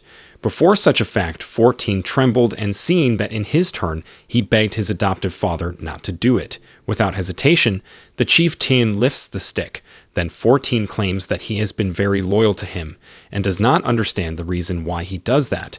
But with a shout, he ordered him to shut up, and at the same time he broke his legs. And while he collapsed, he broke his arms, leaving him dying before such a demonstration.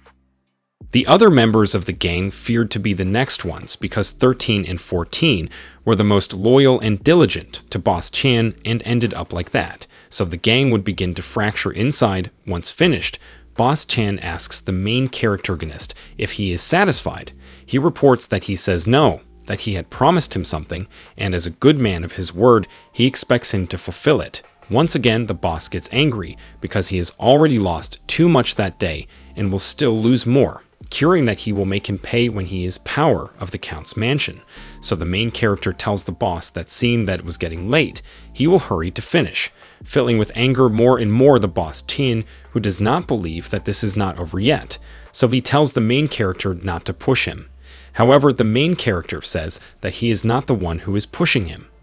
The main character then collects the 19,000 gold coins from Boss Tian.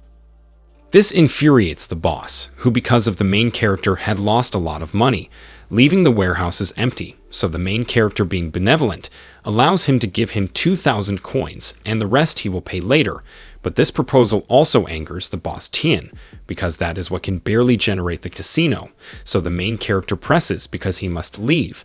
So the boss fantasizes seeing himself lifting the stick with which he broke the legs of his children and destroy the head of the main character. At that moment, the boss Tian receives a note that possibly comes from the Zhang family, where they tell him to give the money to the main character, that as it is dirty money, the Count will severely punish his son-in-law. Then the boss breaks the stick he had and agrees to give the money to the main character, and orders to pay the main character the 2,000 gold coins, after bringing him the 2,000 coins. The boss asks the main character if he is already satisfied. The main character checks everything and expresses to be satisfied, while the boss thinks that he has cheated him, because now he cannot withdraw the money without his father-in-law punishing him. So the main character exclaims that he is not interested in money. He only came to do justice for those people who lost their families because of gambling, while the boss only filled his pockets, earning the admiration of the people. And to top it off, the main character adds that he will not take a single coin, but all the money will be for the people, throwing the coins at them and causing a shock to Chief Tian, who can't believe all that the main character just made him go through, breaking his children's legs, buying the villagers' loyalty with his money, causing Chief Tian to spit blood with rage. Then from a window, Mr. Zhang analyzes all that the main character can be, and as they see that there is a hustle because the main character gave away money, they think of using it as a smoke bomb to finish him off without being blamed. While Shen Lang continues to give away the gold he rightfully won from the malicious Tang Casino, the city lord and San plan a new attempt to get rid of the charismatic Shen. Their plan is to provoke a stampede among a crowd of citizens, which will result in multiple tramples that will end up with Leper being killed. The most important thing about this is that accidents happen, and no one can blame them for what happened, right? The city lord agrees with his companion that it is normal for many people to die in such situations, and as long as Shen dies, everything is acceptable. Outside, the Count does not foresee the fate he expects. The crowd cheers and praises every new gold coin that Shen throws to the citizens. Sanjin's plan consists of a dozen warriors mixing with the crowd and provoking the stampede. When it happens, they will approach Chen and beat him as if there is no tomorrow. Finally, they will blame the Count's mansion for everything that happened. Nothing can go wrong. What they did not count on is that the savior Shen has a memory like an elephant and recognized the faces of Shang Jin's thugs mixed among his followers. Knowing that they are up to no good, he takes the lead and calms the people, stating that he has run out of gold to give away. The agitators take advantage of this and quickly encourage others to look for the gold in a violent way. However, Shen takes out the promissory note he forced the casino to sign from his pocket and calms the crowd. He declares that he will not accept any coins from that check, and that, on the contrary, he will give it to the citizens. He argues that he obtained that money unfairly from the people, and all he has done is recover it. He will leave it to the city lord to collect the debt from the casino, and then hand it over to the people who have worked so hard to earn it. The people go crazy in a good way in response to Shen's speech, and somehow cancel Sheng's plans. Finally, Shen runs away and proclaims that they must believe that Lord Lu will do the right thing for the people. He realizes that he must leave immediately because of the commitment he has just made, but Shen intercepts him before he can escape and pushes him onto the balcony so that the people can see him. Facing the public, Shen hands over the promissory note to remove any doubts and corrects his wish, stating that he wants the city lord to be the one to collect it. This way, Tan will not dare to refuse to pay. He initially thought that the note was just a worthless piece of paper. But now that he has committed himself in front of the people, it is worth 17,000 gold coins, money that belongs to both the casino and him. He can refuse, or everyone will discover that they have hidden dealings, something that no ruler wants his people to think. He puts on a good face and accepts the kind task of recovering the money to give it to the people. The crowd goes wild with the news and praises the city lord and his benefactor, Shen. Quickly, Shen escapes before the chaos reaches him, and the people enter the palace, praising the city lord while Sanjin looks on discontentedly at what they have accomplished. Meanwhile, at the Count's mansion, his father-in-law paces back and forth, waiting for his return and to hear the news of his trip. Although he is more concerned about what Chan and Sam may do to him. As one of his subordinates leaves the room, he announces that he has an urgent message to tell them. To not make it longer, he tells them about his victory over the casino. What caused them to break the legs of 13 people and the hands of 14 in Tangenheim was affected when he publicly made him vomit blood over the amount of gold he lost. Obviously, all of this seems implausible, but Shen manages to achieve it. On the one hand, he felt happy that Shen won all that gold at the casino, and on the other hand, he was stunned when he found out what he donated to the village, leaving him speechless for his kind action. He thinks he could destroy the conspiracy between Liu and Sam, a complete victory. Only he never believed that both would attack him, implying that his mansion is more dead if they dare to do so. Although Chengda does not think it was too risky, he will not have such luck in the future. He commits to giving him a reprimand when his wife arrives, supporting that notion. He finally arrives at the mansion, trying to avoid his father-in-law as much as possible, but what he did not know is that he was already waiting for him, resulting in an unexpected heart attack. The main characterist immediately applies the infallible "I was wrong" to save himself from any possible punishment. His father-in-law did not lose the opportunity to recriminate everything he did. He thought he would solve it brilliantly, but upon realizing that he gambled in the casino, offending a long family tradition of not approaching those places of the devil, he did not stop apologizing throughout the sermon until finally his mother-in-law came to the rescue, justifying that he is still young and it is normal to be ignorant. He should stop scolding him all the time. Her husband sees it as an act of betrayal because they had previously agreed to teach him a lesson, not even treating their own children with such diligence. He ends with a warning, prohibiting him from going to such places, and then asks if he is hungry, glad that everything is over, but not because his father-in-law has more to say. Not only does he prohibit him from going to those dives, but also from stepping out of that mansion, making sure that this time he cannot repeat what he did before to escape. He orders all his guards, and they obey his orders. Shen thinks that now he is being very ruthless, imprisoning him in the mansion, but his father-in-law claims it is for his own good. He must not attract any more attention. Moments later, he finds his wife welcoming him to the mansion and asks her why she has her armor on. She explains that she was ready to go with her troops. As Mulan and Shen continue their patrol, she offers to help him if anything were to happen in the city. She then proceeds to remove her armor and they have a dinner together. Shen is awestruck by Mulan's beauty as he sees her without the armor. During their meal, Mulan advises Shen to think before acting, as he could put himself in danger.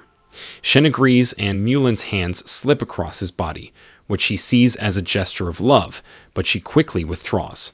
Lan was flattered that his wife had waited for him, perhaps worried, so she went out to dinner with him. His wife said she was very proud of her husband, but she should not forget that there are people who are worried about him. And lest some trouble happen, it is better to think twice. To which Lan simply said, "I understand," and walked over to his wife from behind, hugging her while crossing his arms around her waist. Of course, Mulan was pleased by her husband's attitude. However, when his hands began to descend lower, she erupted.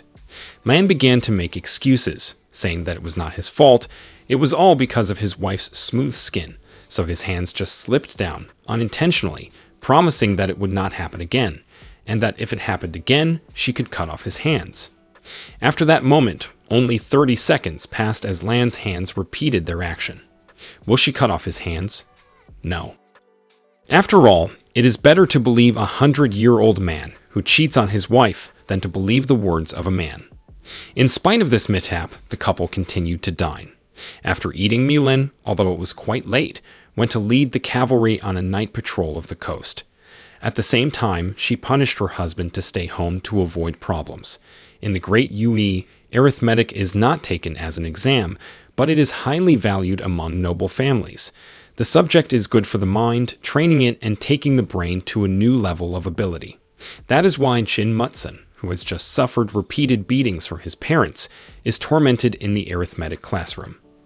The heir apparent's teacher is the most famous arithmetic teacher, Xu Wenzhou.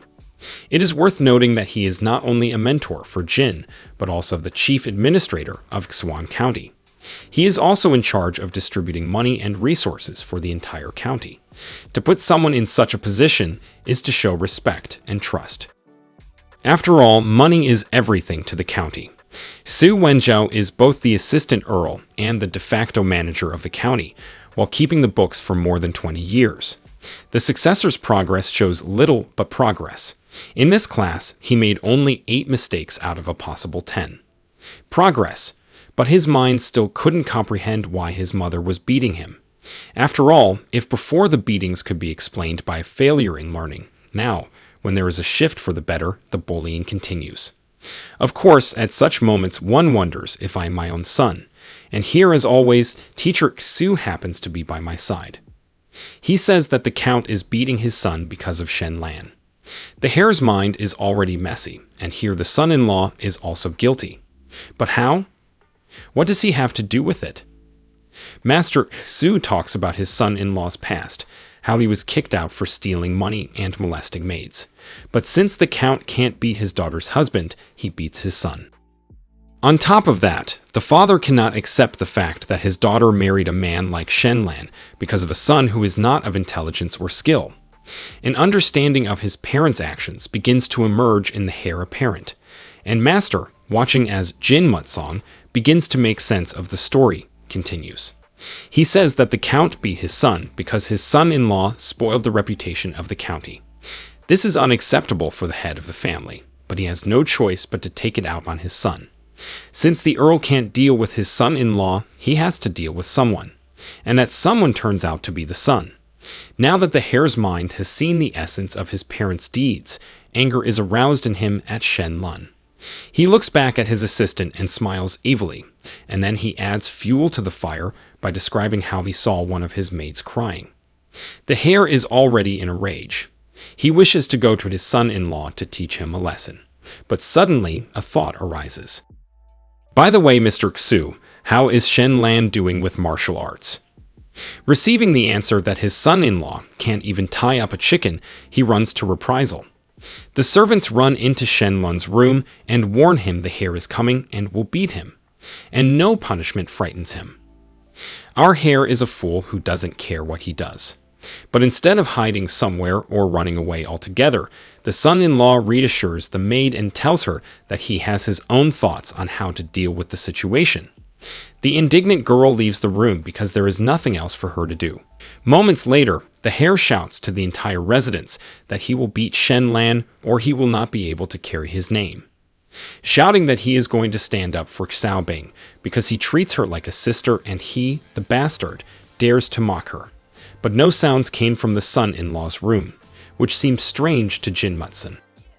He gently pushed open the door and saw Shen Lan climbing in with a ladder attached to the wall and writing some names directly on it. This was their first meeting. And of course, the hare wondered what names his son-in-law was writing. He recognizes that they are the names of enemies, and he writes them because he is afraid to forget. And he writes them so that he can always remember them and take revenge. In his eyes there is madness, anger, rage, a desire for revenge. The hare fears him. Mutsun sees Shen Lan crossing out the names of two people, when the son-in-law says these are the names of those he has already taken care of.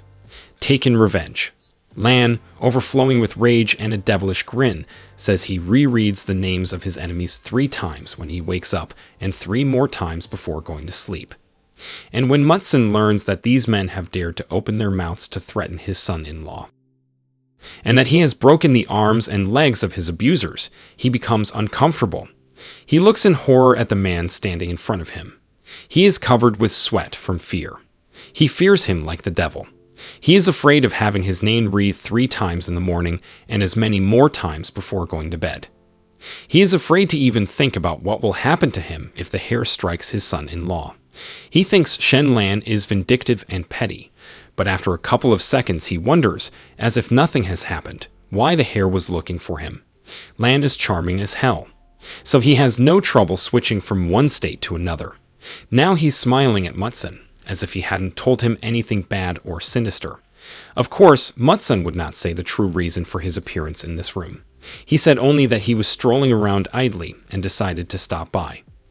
Shen Lan, for his part, speaks of hearing someone shouting that he wanted to beat him up. But the hare, turning blue with fright, makes a look of indignation on his sweaty face. No one would dare hit the Count's son-in-law, for it is clear to everyone that after such a thing there is no living. After which she leaves the room in a hurry. Lan has but one conclusion to draw: what a coward he is. But the hare does not manage to leave his son-in-law's room. A loud cry of halt is uttered. Mutsun turns around and sees Mother. She is swearing, shouting, yelling at her son. Outraged, how dare he think of beating Shen Lan? Screams that after doing such an act, not killing Mutsun means admitting he's not related. She grabbed her son by the ear and began to pull him until he blushed. The hare yelled, making excuses, saying he did not hit his son-in-law, asking how she came so quickly. The mother says that Shen Lan is a decent man who fought for the honor of the county and defended the name, and the son cannot beat him. The countess grabs him by the scruff of the neck and drags him along, letting all of her own son's screams pass her ears. But Lan gets in their way and stops them. The woman declares that she will deal with this on her own, especially for her son-in-law. Shen Lan begins to vindicate the hare, saying they were simply having a conversation and a quarrel, much less a fight, is out of the question. The mother gives her son the hardest slap in the face. His eyes almost popped out at the unexpected action of his mother. She understands, of course, that he is now being exonerated. She lectures her son, saying that their son-in-law treated him so well that even now he was begging to be spared. Lan understood that the son has most likely been beaten since he was a child. However, his mother is unapproachable and promises to punish, so that the son will always remember that a man like Shen Lan should be respected. But the young man does not back down either. He is still determined to spare the hare from the coming torment, suggesting that instead of a beating he should talk. He says that anger is harmful to his mistress' health, so it is better to calm down, and in the meantime he will speak with the hare. Such an act further convinces the mother-in-law of how intelligent and respectful her daughter's husband is to her parents. 33 in Shen Lan's chambers. The son-in-law decided to talk to the hare after all. There were words of gratitude to him for saving him before his mother. Then he heard that the hare would be willing to help in any way that Lan asked. The son-in-law decided to take this opportunity to find out who the man was who had turned the hare against him. But by no means will Mutsun say the name, because then he would cease to be a friend to this man, and he wants to continue to be one, not a traitor. After drawing conclusions in his head, Lan realized that he was facing the simplest man he had ever seen. But not only simple, he was also a traitor. And if Mutsun is so protective of the unknown schemer now, he might be just as loyal to his son-in-law himself in the future. After Shen Lan escorted the hare out, he locked all the doors to his room. He took the ripened rye out of the sack, scraped some ergot fungus off the rye, and collected it. If anyone found out, he would have shuddered with fear, wondering who Shen Lan was going to hurt with this mixture. It was early the next morning.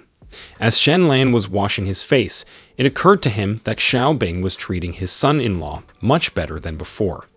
After the water procedures, he asked her if she knew why white tigers were so rare and most valuable. The answer, as in most cases, suggested an unequal ratio of white and yellow tigers. But Lana's answer threw the girl into a kind of stupor. The son-in-law said it was because time could be exchanged for money, but not vice versa. Bean didn't understand the connection between tigers and time. Was he up to something again? It was flirting on the guy's part. He had already prepared to run away in case she expressed a desire to be him. But the girl is so chaste that she didn't understand this flirting. Xiao Bing decided to ask Miss about it tonight. Perhaps her son-in-law is really up to something. After breakfast, Shen Lan received another errand from the Count. This time, the son-in-law was to study with the young master so as not to run the education. The young man, understandably, was not thrilled with such an order. After all, he who already had such extensive knowledge in a huge number of fields should study. But he had no choice, so he agreed. But for himself, he decided that just for a few days, he would still go to classes for the sake of appearances. Especially since it was still an opportunity for him to enter the environment of the hare. To get close to him and learn about the situation and the people who hate his son-in-law, so much that they incited the young master against him. There is a school in the county that educates the children of the Jin family of school age. The class the hare attended had a small number of students of the same age as both the son-in-law and the young master. But now all attention was directed to only one person, and the gaze was fixed on the new student. Shen Lan, walking past everyone with a smug grin, wondered why everyone was staring like that. Could it be the jealous people who were jealous that Lan was the one who married Mulan? After all, she really is beautiful and desirable to all men. A gang of young men approached the son-in-law. What for? To fight. Shen Lan's first thought was about his beautiful appearance, but the hare appeared behind the backs of the young men, and in a rage he began to shout at them, defending his son-in-law. And if they did not show him respect, he would beat them. After that, the gang dispersed. Jin Mutsun thus confirmed that he was loyal to the others. In addition, he invited Lan to sit at the same desk, so that no one else dared to pester him. The son-in-law agreed. The lesson begins, and the teacher enters the classroom. The students greet him respectfully. Teacher Lin, who is also the teacher of the heir apparent, is one of the Earl's trusted assistants. He is erudite and well-read. Lin talked about the book, how deep it is, how full of meaning. And the longer the students study it, the more they will be affirmed that they themselves are too superficial. Suddenly he noticed a new student in the study, noted his beauty and regretted that Shen Lan was a man. But Lan himself didn't appreciate this kind of pouncing. Lin remembered this young man, remembered how he never managed to finish his education, E10 grades. The son-in-law judged such behavior as an insult and an attempt to provoke the boy. 34 teacher Lin decided to put on a show to expose his son-in-law's uneducation and thereby humiliate him. An oral examination of the Book of Changes. Lin asked him a question, expecting in advance that he would not be able to string words together. However, what was his surprise when Shen Lang was able to correctly interpret what was written in the book? But the examination did not end there. The teacher asked questions, and the young man kept answering them correctly. This shocked Lin. He did not recognize that uneducated boy, who was considered ignorant and even mentally retarded. Shen Lan answered calmly and without stuttering. Everyone in the class was amazed, though few understood what was being said. The son-in-law's various interpretations and quotations perfectly resolved teacher Lin's questions, some answers far exceeding his perception, for even he could not answer in such a way. The teacher was delighted with this. He saw a talent in the young man and wanted to be sure to tell the count about it, because in his opinion, such a miracle could not be covered in dust. The next lesson was a lesson in arithmetic. The teacher, Xu Wenzhao, one of the assistants of the Count of Xuanwu. He is in charge of the county's tangible assets. He has been managing the accounts for more than 20 years. Because the Count and his wife had little understanding of such matters, too, brimming with a sense of importance and his own superiority, became increasingly nasty. He immediately noticed the new student in the classroom and stared at him hostilely. Because Shen Lan could instantly read the emotions on the faces of others, he could immediately notice this as well. But he didn't understand the reason for this attitude towards himself. He could not be jealous of Mulan because he was far from young. They had no personal conflicts because they had never crossed paths before. In order not to bother himself with these thoughts, Lan decided to continue his observation and then to draw conclusions. After a few minutes of the lesson, the son-in-law could not understand why the teacher, who is the best in Xuanwu City, was teaching such simple lectures. After a while, the whole class fell asleep. It was either too easy or too tedious, but the teacher was only mad at Lan. He made him get up, and because he did not listen to Shu properly, he threatened to hit his student 10 times with a ruler on his outstretched arms. The young man didn't understand why Su only wanted to punish him, since the whole class was sleeping. Slowly, Shen Lan began to guess. Could it be that Xu Wenzhao is a relative of Wang Liang, or Mo Yi, or Jin Shanin? When the teacher had already forcefully stretched out his hands, Shen Lan began to swear, shouting and saying that these blows will help him wake up. However, the son-in-law remained calm. He said that he only slept because he already knew these topics. They were simple for him. The teacher became even more angry. He was sure he was faced with an uneducated boy who only knew how to be defiant of his elders and get into trouble of any kind. For this he gave him not 10 but 30 lashes with a ruler. To this added kneeling before the statue of the wise man for 6 hours, to which Shen Lan said that it was impossible. The hare's face at this moment cannot be described. He was not just surprised. He was shocked by his son-in-law's behavior. The whole class began to see Lan as a hero, a brave young man who could stand up to this tedious teacher. The teacher was furious. He had never met such an arrogant student who behaved so arrogantly and felt that he was allowed anything. In unbelievable aggression, he broke his ruler and went to the Count to complain. The hare, knowing all the cruelty of his father, warned his son-in-law that after such rudeness he would be punished severely and would lie in agony and pain for more than half a month. There was no need to pounce on him. Shen Lan immediately guessed that it was the arithmetic teacher who incited the young master to beat him. But the hare, of course, did not confess this, saying that he could not be a loyal friend if he told everything. But Lan did not need any proof. He understood it all.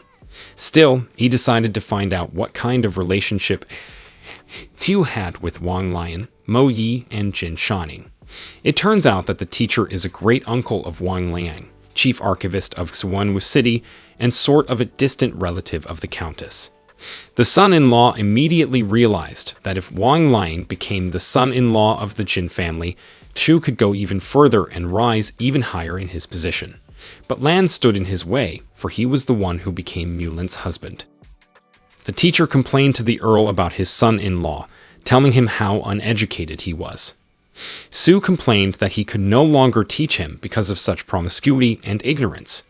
Although the great Yang dynasty takes heaven, earth, emperor, parents, and teachers seriously, this young man acts so impudently that he treats his elders with disdain. He again turned to Shen Lan, furious, saying that his behavior was not only detrimental to the class, but also to the family traditions of the county. Fearing that classmates in the future would do the same as Lan, Shu asked the earl to severely punish his son-in-law. The student, who had already been beaten when there was an argument between teacher and student, feared that the same thing would be done to Shen Lan as it had been done to him.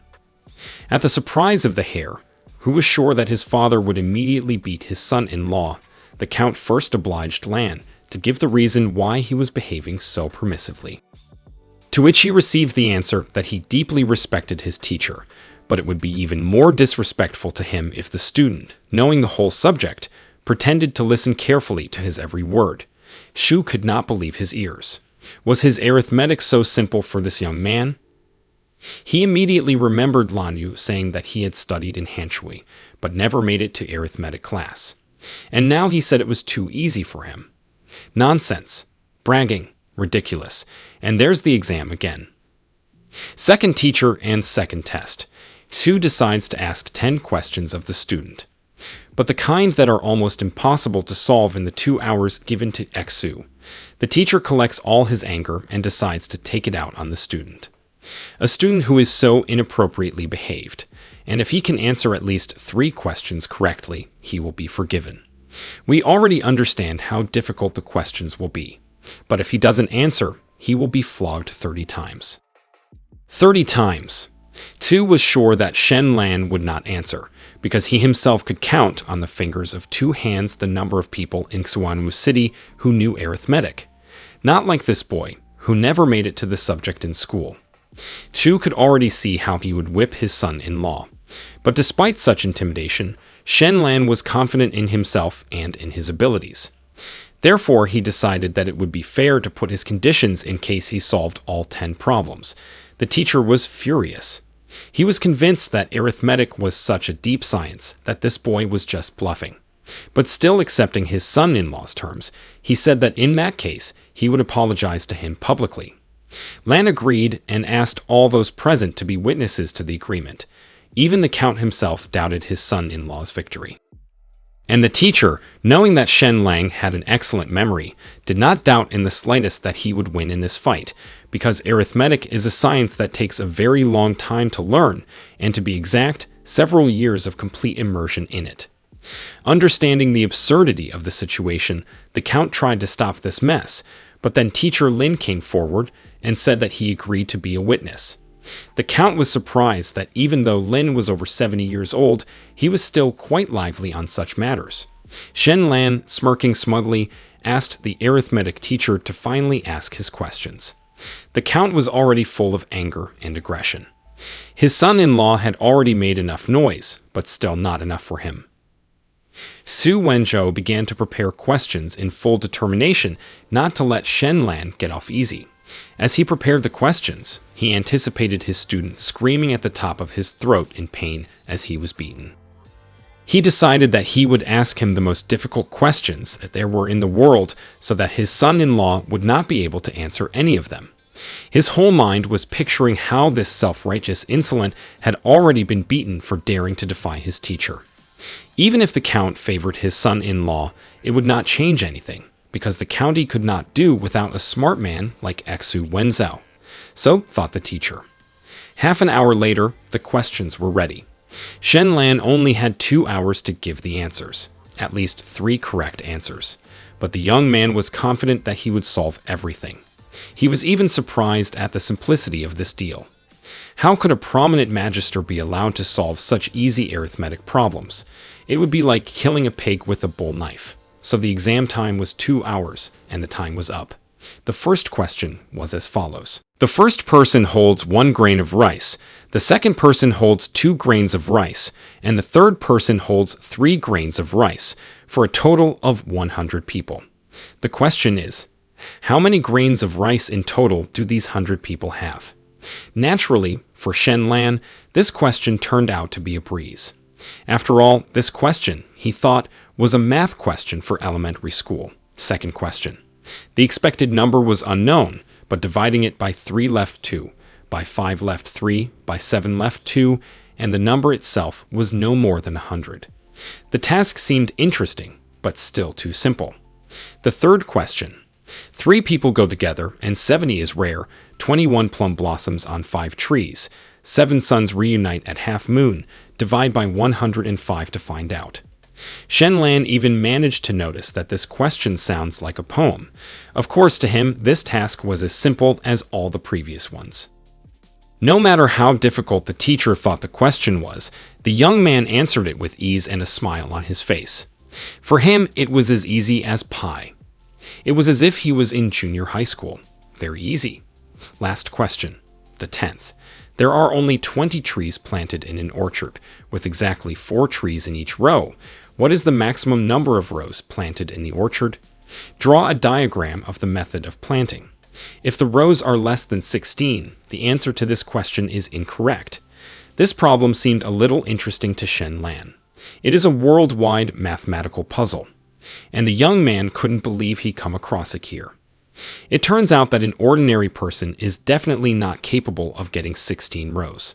Every way a person could think of was wrong. It was always less than 16. But Shen Lan is no ordinary man.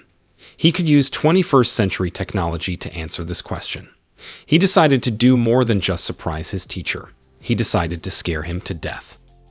Xu Wenzhou, watching as the young man quickly moved on to the last task, decided that he simply answered at random and now hoped for the last one.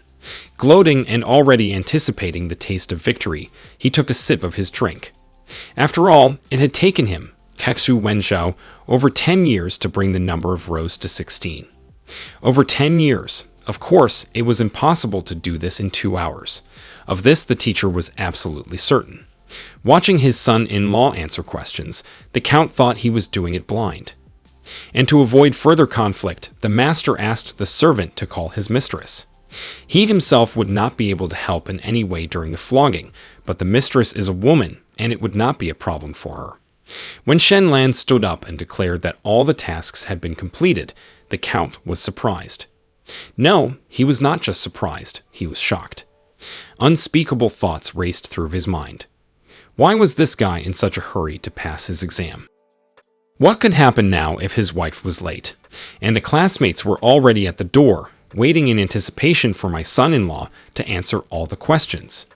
After all, absolutely everyone was sure that he would fail this exam.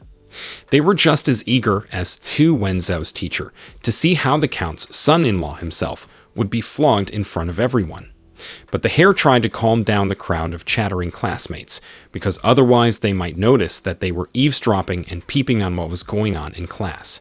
The teacher, seeing that the son-in-law was going to pass what he had written, smiled smugly and began to check the work. When he saw that the first problem was solved correctly, he could not believe his eyes.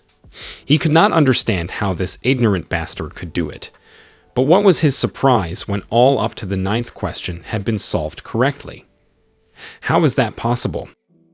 After all, few people in the city could solve these 9 problems. Even he, Xu Wenzhou himself, would have to spend a lot of time calculating before he could answer all these questions.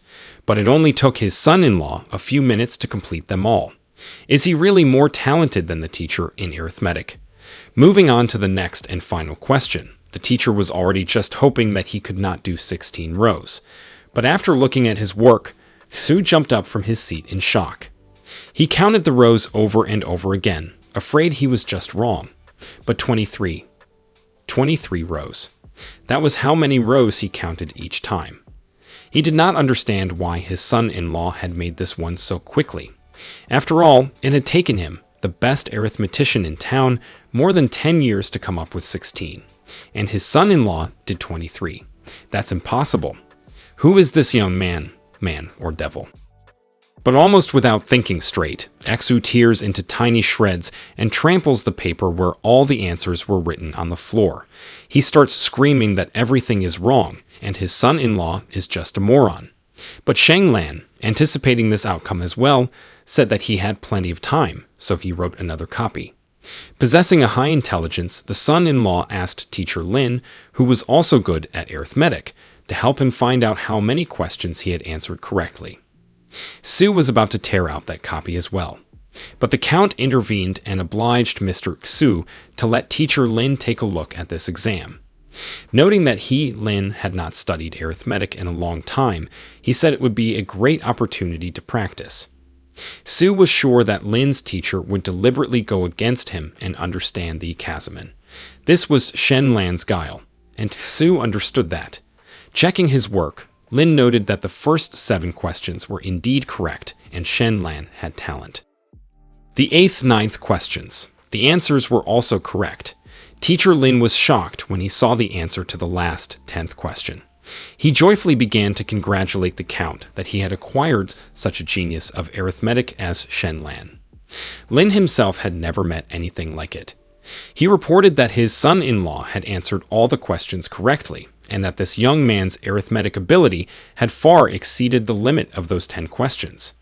Lin bowed to Lan and admitted that he was ashamed that he was not as good as this young gentleman. Lan said that he had trained for everything on his own. Of course, he couldn't help but talk about his genius too.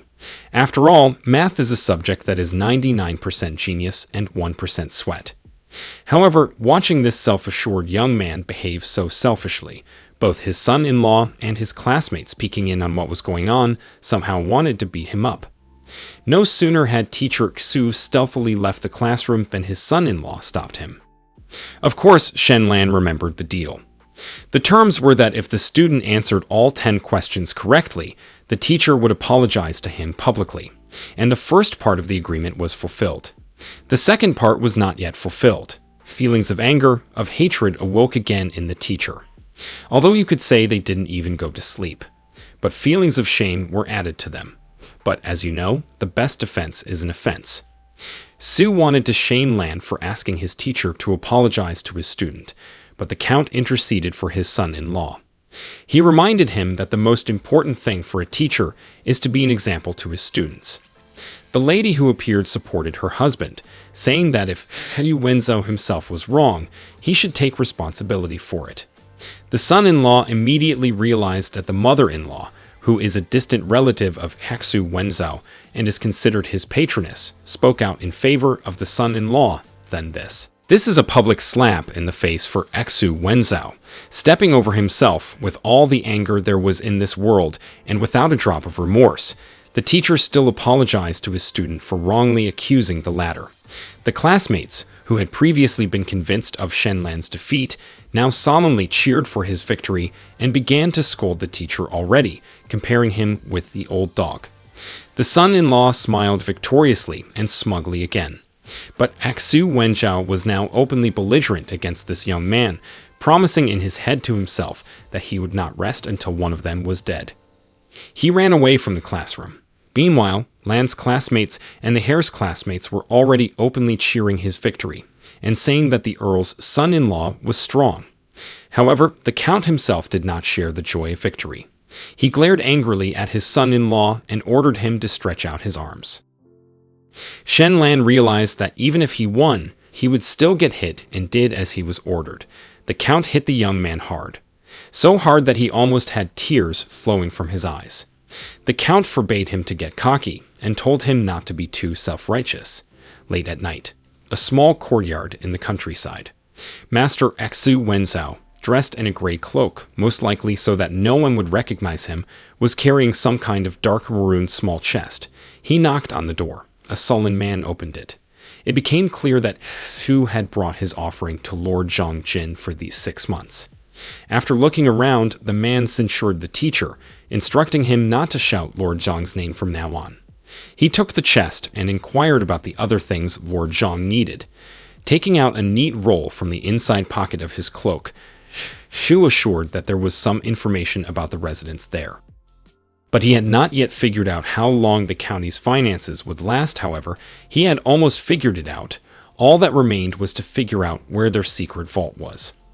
The man looked at the teacher haughtily and sullenly and said that if he wanted his son to pass his martial arts exam, he should hurry up. And he closed the door right in front of him. Sometime later, at Hexu Wenzhou's house. Hexu Wenzhou walked into the house. In the middle of the room, sitting on a chair, was Tian Heng. He was an unexpected guest in this house. He found out that the teacher wanted to get rid of that vile brat Shen Lan. However, Hexu himself no longer understood how this was possible, since the Count was pleased with his son-in-law. Now Hexu Wenzhou saw no point in getting rid of him, but Tian Heng had his own view of the problem. Even though the Count is satisfied with Shen Lan's tricks, it does not change the fact that the heir is incompetent. And when the Count passes away, there is no guarantee that Jin Mutsun will be able to control this self-righteous boy. Whose surname will the earldom bear after the master's death? Shen or Jin? Tian Heng suggested that he portray his son-in-law as ambitious, start spreading rumors about how brilliant Shen Lan was and how the heir was stupid, and that one day Shen Lan would surely take his place. And the teacher will need to slander him in front of the Count and his wife, and if he fails at the 10th time, he must do it at least at the 100th, even at the 1000th attempt. The fire under that boy's ass must be lit at all costs, but Sidu was adamant. He compared the strength of 10 men against 1 tiger. But Tian Heng wanted revenge on the Count's son-in-law more than anything. He was sure that if they jointly attacked from inside and outside and make the Count wary, then at the crucial moment, he would not defend his brother-in-law Shen Lan. And then Tian Heng could use a deadly hold and finish him off with 1 punch.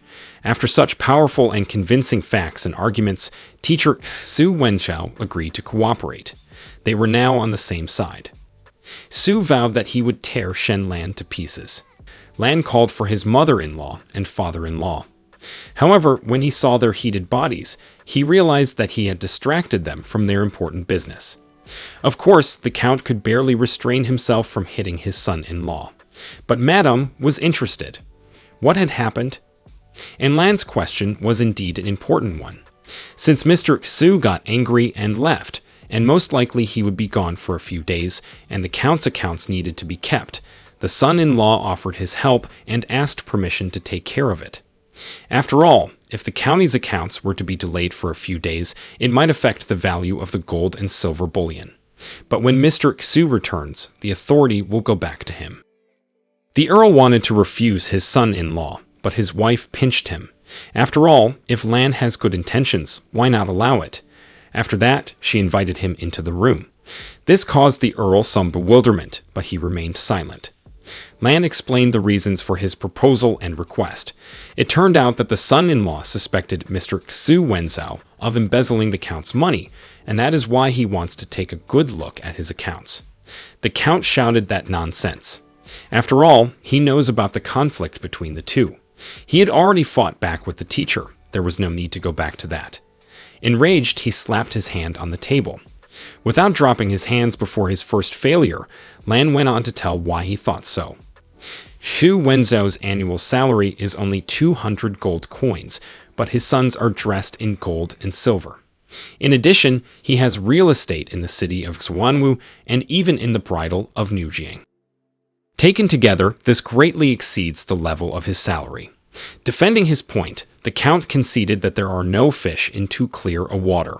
He is sure that even if there was embezzlement, it was in small amounts. But his son-in-law suggested that if Xu Wenzhou embezzled money, greatly exceeding the Count's imagination and tolerance, the mistress entered the conversation. She asked if there was any evidence. Shen Lan threw Xu Wenzhou's 2 account books on the table. Even though they were only a couple of books, he had already discovered serious corruption in them. Asked by the Count where he got the books, the son-in-law, shifting from foot to foot, answered uncertainly that he had asked the hare to help fetch them from the accounting office. Like a master asking a doggy to bring him a toy after the word apport, the parents covered their faces with their hands. Oh, that silly son. However, the mistress gently covered her husband's hand with her own and asked permission to check. After all, since she married into the Jin family, she was also part of it and had the right to make some decisions. If Xu Wenzhou has appropriated too much, this cannot be left unpunished. The Count's mind was seething with thoughts. He could not break trust so easily. Xu Wenzhou had been with him for decades without receiving any credit. He could not stop trusting this man. Both his wife and son-in-law were forcing the Count to be a villain.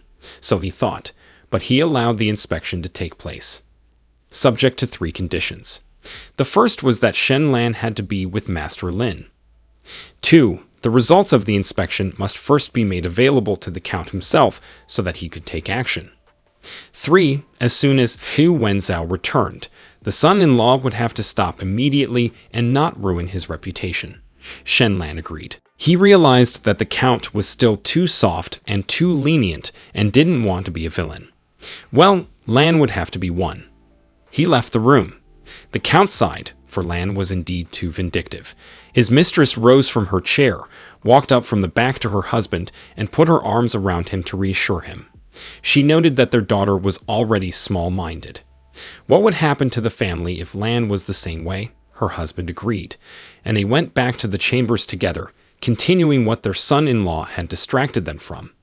Meanwhile, in the accounting office, Shen Lan, together with teacher Lin, entered the accounting office.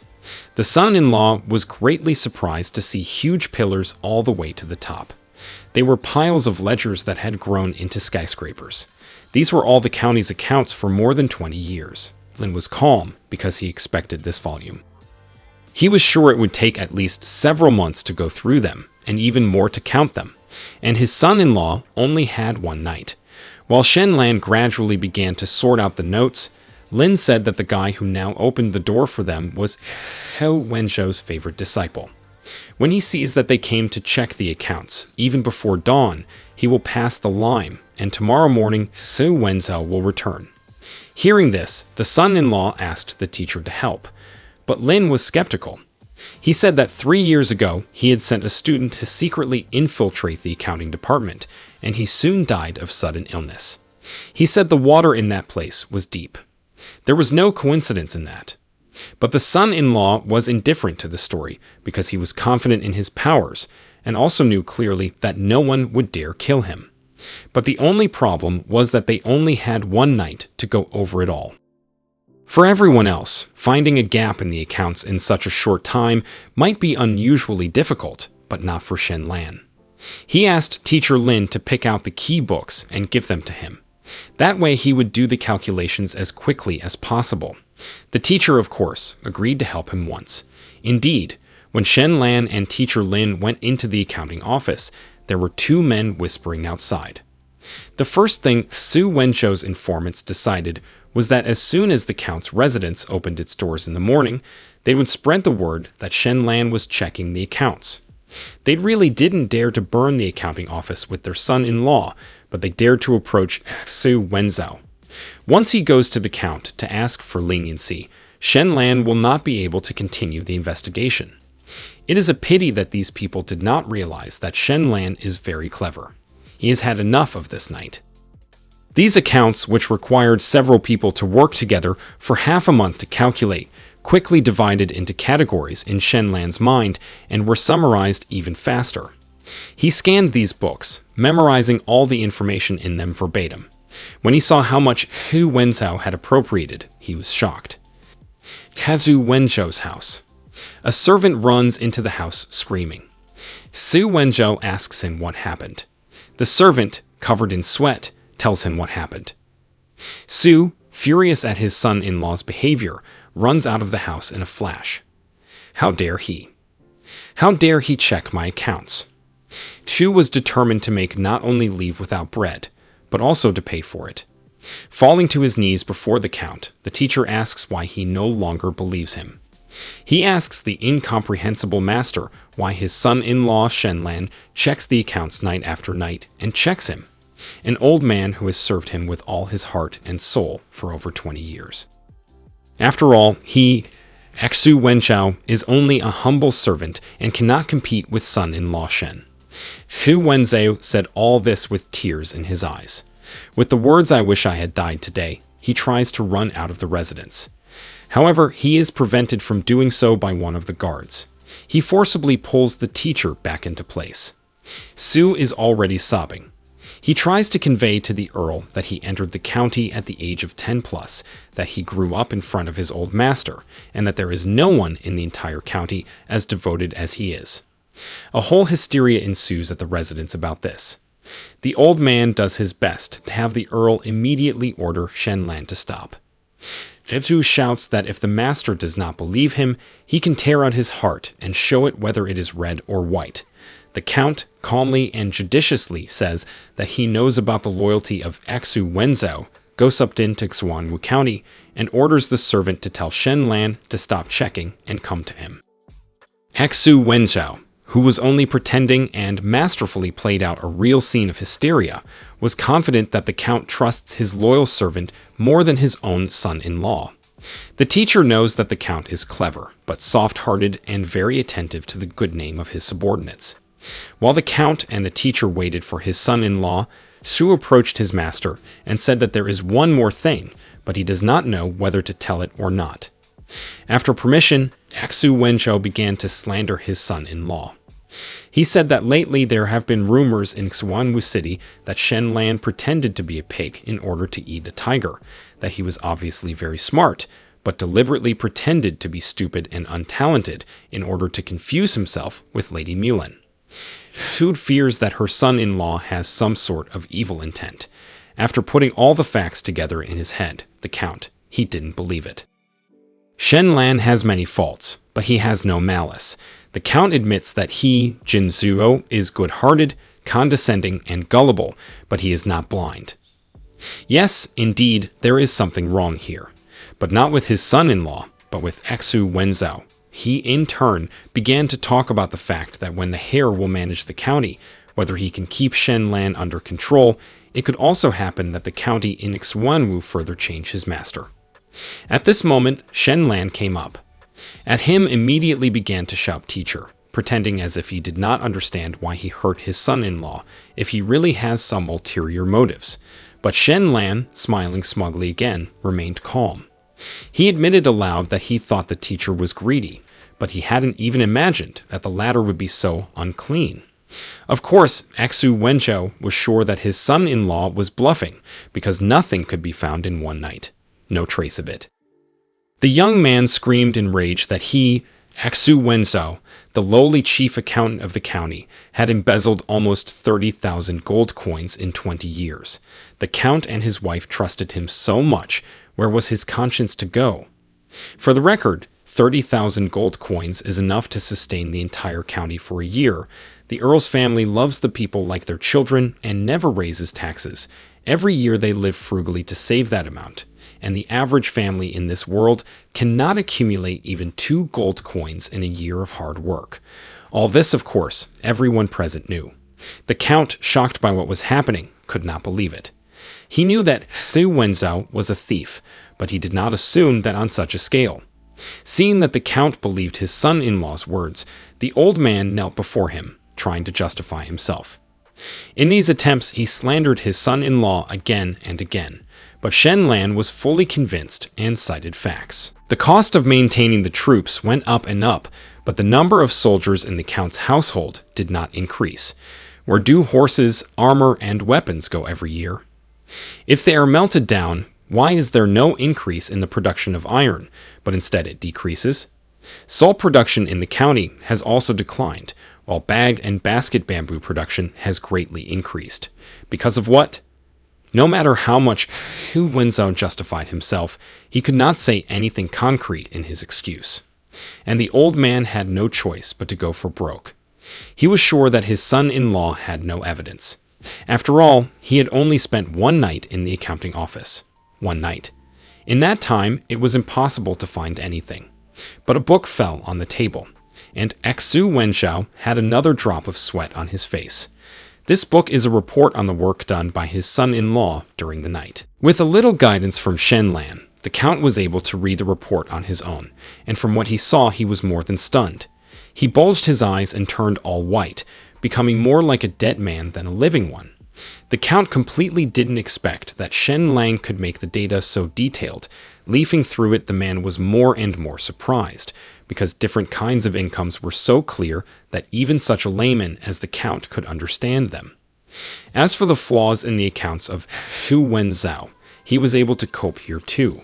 Shen Lan found a whole heap of flaws and just outrageous shortcomings. For example, for the celebration of the 1,000-year Spring Festival, where the county had allocated a huge amount of money, it turned out that about 1,000 extra bottles of wine were bought, which later, of course, were not finished and, of course, had to be returned. Thus, Zhou Wenzhou himself made money on the expenses, because only 70% of the money had been returned to the county treasury. Just because of this case alone, it had lost a dozen gold coins. The Count, realizing that he, and not only him, impudently cheated, became furious. His face and neck were covered with red spots, and he himself shook, clenched his hands into fists, yelling to his advisors that it was all just incredible. Zhou Wenzhou. He could not expect that he could cooperate with the enemy, could not even think that he would dare to embezzle so much money. The Count ordered his subordinate Jin Zhong to call Mr. Lin to look at this report. The latter bowed and ran off to do the Count's bidding. A little while later, the dried-out, small, and gray-haired old man, with a huge bald spot on his head, was looking at this report with the same surprised face as the Count had earlier. To himself, the latter was surprised that Shen Lan had really managed to cope, that he really did it. The Count turned to his teacher. Lin, on the other hand, made a long, ornate speech, saying that Shen Lan was a heaven-gifted exceptional talent.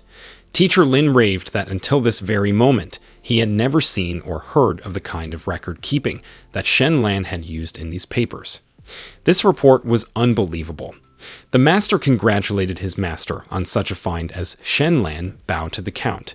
Still later, still angry at his subordinate's deceptions, the Count paid a visit to the liar Zhou Wenzhou. He asked what he had to say about his actions. The latter began to ponder aggressively.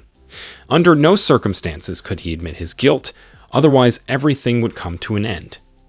If he did not confess and gave all that money to young Master Zhang and the others, perhaps he would still have a chance to save himself and escape punishment. So he suddenly shrilled at his master, as he wanted subtlety to punish Zhou Wenzhou, and there is always a reason. The Count was up to his ears in debt, and that's why he wanted to take advantage of them, subordinates. Why is the Count pouring mud on him when he could have grabbed right away?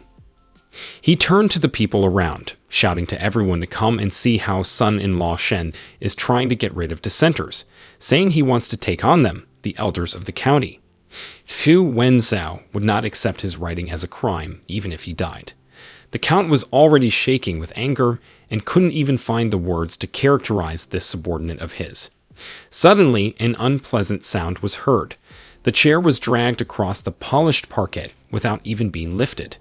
Shen Lan, a blue-haired young man with sly bright blue eyes, the very genius of the reports, placed the seat next to Zhou Wenzhou and sat down cross-legged. He turned to the subordinate who had been shouting, saying that he had uncovered his secret vault, and this is already irrefutable proof, but he laughed back. How could the lad have known about it? Does he think he's a visionary? The man only grinned back. He took a piece of paper from his pocket and offered his father-in-law to go there and check it out. The Count immediately agreed and ordered to assemble 100 cavalrymen. An hour later, they were already walking through a ravine in the middle of nowhere. Zhou Wenzhou was cursing Shen Lan. How could he even know about this? The guy dragged him forward as suddenly one of the soldiers caught an arrow flying at them. The Count, when he realized it was an ambush, ordered the area cleared as quickly as possible, and Zagya was told to be more careful. Sometime later, the soldiers reported that the area had been neglected and that they had been able to catch the man. It was the one who shot the Count. He turned out to be the son of Zhou Wenzhou Xuqian.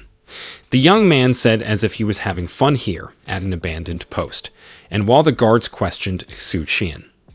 Shen, who did nothing but sarcasm and did not want to answer their questions, used some of his ability, the space around him illuminated with neon green threads that only the guy himself could see after a moment, woven into the outline of the stairs doors and signs of various things and objects that were under him, and the interrogators thus discovered that under them there was a special secret door and ordered the guards to open it.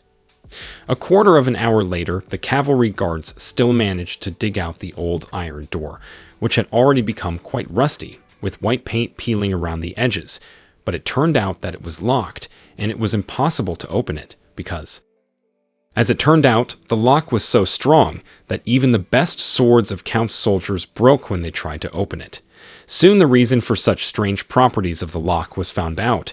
It turned out that it was made of ferrovolfram, which meant that it, so strong ambiguous lock, could be opened only with a key. One of the guards, the most important, the general asked Shen Lan's son-in-law if he knew where the key was and if he had the key. Shen Lan didn't answer this question, only looking at Xu Wenzhao with his ultra-magical gaze.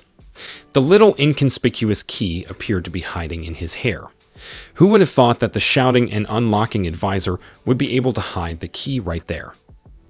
Xu Wenzhao is very good at hiding. However, he could not hide from the titanic eyes of Shen Lan's son-in-law. Shen Lan pulled the man's bundle and soon pulled out a small, beautiful metal key from the intertwined hair. Xu Wenzhao shouted, questioning how this guy could even know where he was hiding this key. It was virtually impossible. Who was he, human or demon? With eyes flushed with anger, he kept shouting while the guards held him by both hands. At this, Shen Lan's son-in-law only smiled enigmatically, stretching his lips into a half smirk and flashing his bright blue eyes, colored now in the same neon green hue that was used in his ability. No one can reveal the secret of his ability. Shen Lan took the key and quickly opened the old iron lock, already covered in the first rust. The door gave way almost immediately. He opened it and found the passage down the stairs. This cellar was very deep, as the guard who had followed him, Shen Lan's son-in-law, had warned him. But as they descended into the cellar, they all discovered much more than they had expected to see in principle. And even after those supplies were opened, Xu Wenzhao's corruption was even more terrifying than anyone thought. All the drawers in the room were filled to the brim with gold and coins, various jewels stolen from the treasury by this man, jewelry, antiques, and jewels. Everything that could be valuable was here. It appears that the man had been stealing for a very long time and a great deal. Looking at this, everyone looked differently. Everything already. Shen Lan was much calmer than, for example, the guards who held Xu Wenzhao trembling and pale more and more with each passing minute. But against the general who was finally angry, even the traitorous criminal looked completely calm, except pale. He was already shaking with the anger that was gnawing at him from the inside, as if smoke was about to billow from his ears, so tense and angry was he. Finally unable to cope with himself, he turned to Xu Wenzhao and shouted at him in his loudest and angriest tone. Xu Wenzhao, at one time he was a simple poor scholar who was sheltered by the count, and if it had not happened, he would now achieve the same position in society in which he stayed to this day, and the merits are all thanks to the count, and what has Xu Wenzhao paid back to his state, which literally fed him a golden spoon. This man is unscrupulous. He is worse than an animal. Meanwhile, Shen Lan rummaged through one of the chests that were on the floor and finally found one inconspicuous book. By then, Xu Wenzhao couldn't stand it. He suddenly shouted, asking how could Shen Lan still find this repository, because even his wife doesn't know about it, and he was able to uncover it all. Lan, however, smiled and answered the man's question. It was even too simple, even childish, because in a good way he had not thought of anything, relying on his half measures. From the ledger, Shen Lan learned that 9 years ago, the man had stolen 20,000 jing of iron from the treasury and bought 25 jing of ferro frames, which equaled about 10 tons and 12.5 kilograms, and in fact, he, cattle, even provided the county to pay to build a vault for these jewels here, his treasury. No, this man had no shame or conscience. Shen Lan's son-in-law ordered this traitor to be returned to the county, and the guards brought another man to Shen Lan, the one they caught inspecting the grounds who had shot Shen with an arrow while he was inside. Shen Lan squeamishly looked at this man now dressed in rags. Perhaps he had been sitting here for a very long time, and on purpose, knowing that today these people would come here. The guards asked what would be the best thing to do with him, to which Shen Lan said flatly that it would be a very good option now to kill him, burn the corpse, and scatter the ashes over the sea. This would be a fitting punishment for such a traitor as the son of Xu Wenzhao. He suddenly went all pale, large grains of sweat rolled down his forehead, and he himself mouthed fearfully that he cannot do so, because the local nobles do not have the right to punish the officials, but he is an official. Dog he is, the last, but that was alas, the new policy of the state of Yu, and because of this case, could be thought that the county is plotting treason, the enterprise was in danger. In that case, they would all become traitors and soon die. So a new way had to be found to punish this traitor, but Shenlan's son-in-law quickly found a way to deal with him. He said that he was an ordinary man, a son-in-law in his wife's house, and therefore he could draw his sword, which he did immediately. It wasn't long before he was blowing the head off the traitor who had just been squaring up to him. The moment the body fell to the floor with a resounding thud, the guards watched the scene in silence. Even though one of them had been thinking the whole time about how it came out that Lan's son-in-law's technique of cutting people was better than his own, the general's. Finished with Su Qian, Shen Lan asked the general for help in finding one person. Soon Shen Lan was sitting in his room by the window, pondering what had happened. After all, his hands ended up covered in blood. It turns out that in order to live off a woman, he must have a hard time too. It was, but now his whole family can be safe. After all, no one can threaten them. On the same day in Xuanwu County, Xu Wenzhao appeared before the count. The general said that in his vault was found 11,000 gold coins, as well as 52 paintings and calligraphy from famous people, and 5 chests with jade and jewelry. The general was very proud of his son-in-law because he had saved their county from such a huge loss, but even that did not diminish his anger. That's why the count shouted at his former subordinate Xu Wenzhao, while he, like a worm, crawled at the feet of counts and cried crocodile tears, begging to save his miserable life, because he, supposedly already a man in years, and the fact that he was a traitor to his state did not bother him, he just wanted to live. He said that he was ready to be a horse, if only the count saved his skin, because he was stupid and not discreet. The count, alas, blamed himself for being so lenient to others, that he raised such a wolf among his subordinates. He mercilessly kicked this former subordinate of his.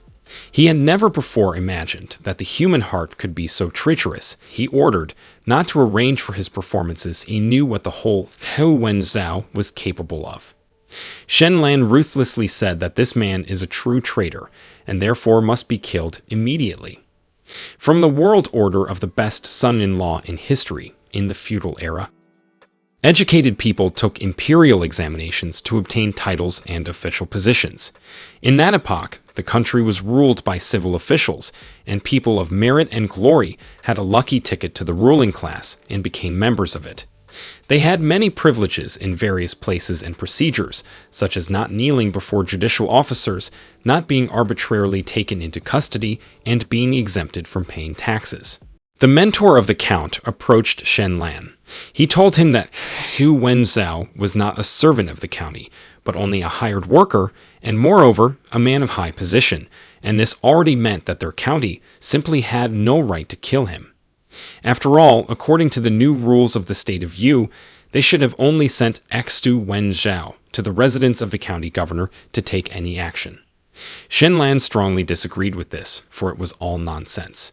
If they were sending Xu Wenzhao to the residence of the town governor, what are the chances that he would actually be punished, and already the residence of a few days, he would not be blessed with absolute impunity? This is unfair. He has stolen and embezzled a total of about 30,000 gold coins, although there were only 11,000 in the stash, and his land and possessions are worth only 5,000 gold pieces. Hence the question for the agenda. Where, then, is the rest of the money now? It was obvious that the guy was angry, because such injustice, deceit, and dodginess should not go unpunished, and they will remain, because most likely the remaining gold, Shen Lan's son-in-law was sure, Xu Wenzhao probably sent to the residence of the town governor and his second son. He is now in the capital, and must now be one of the best graduates of the military academy of Juzhen. How does he know this? This question suddenly interested the count, questioningly looking at his son-in-law, to which he only smiled and pointed to an unsightly-looking book, which was pulled out in the vault. Shen Lan said that here, in this blue notebook, Xu Wenzhao wrote down every gold coin, which was paid to him as a bribe. At these words, the count was surprised. He frowned and asked to see the curious notebook.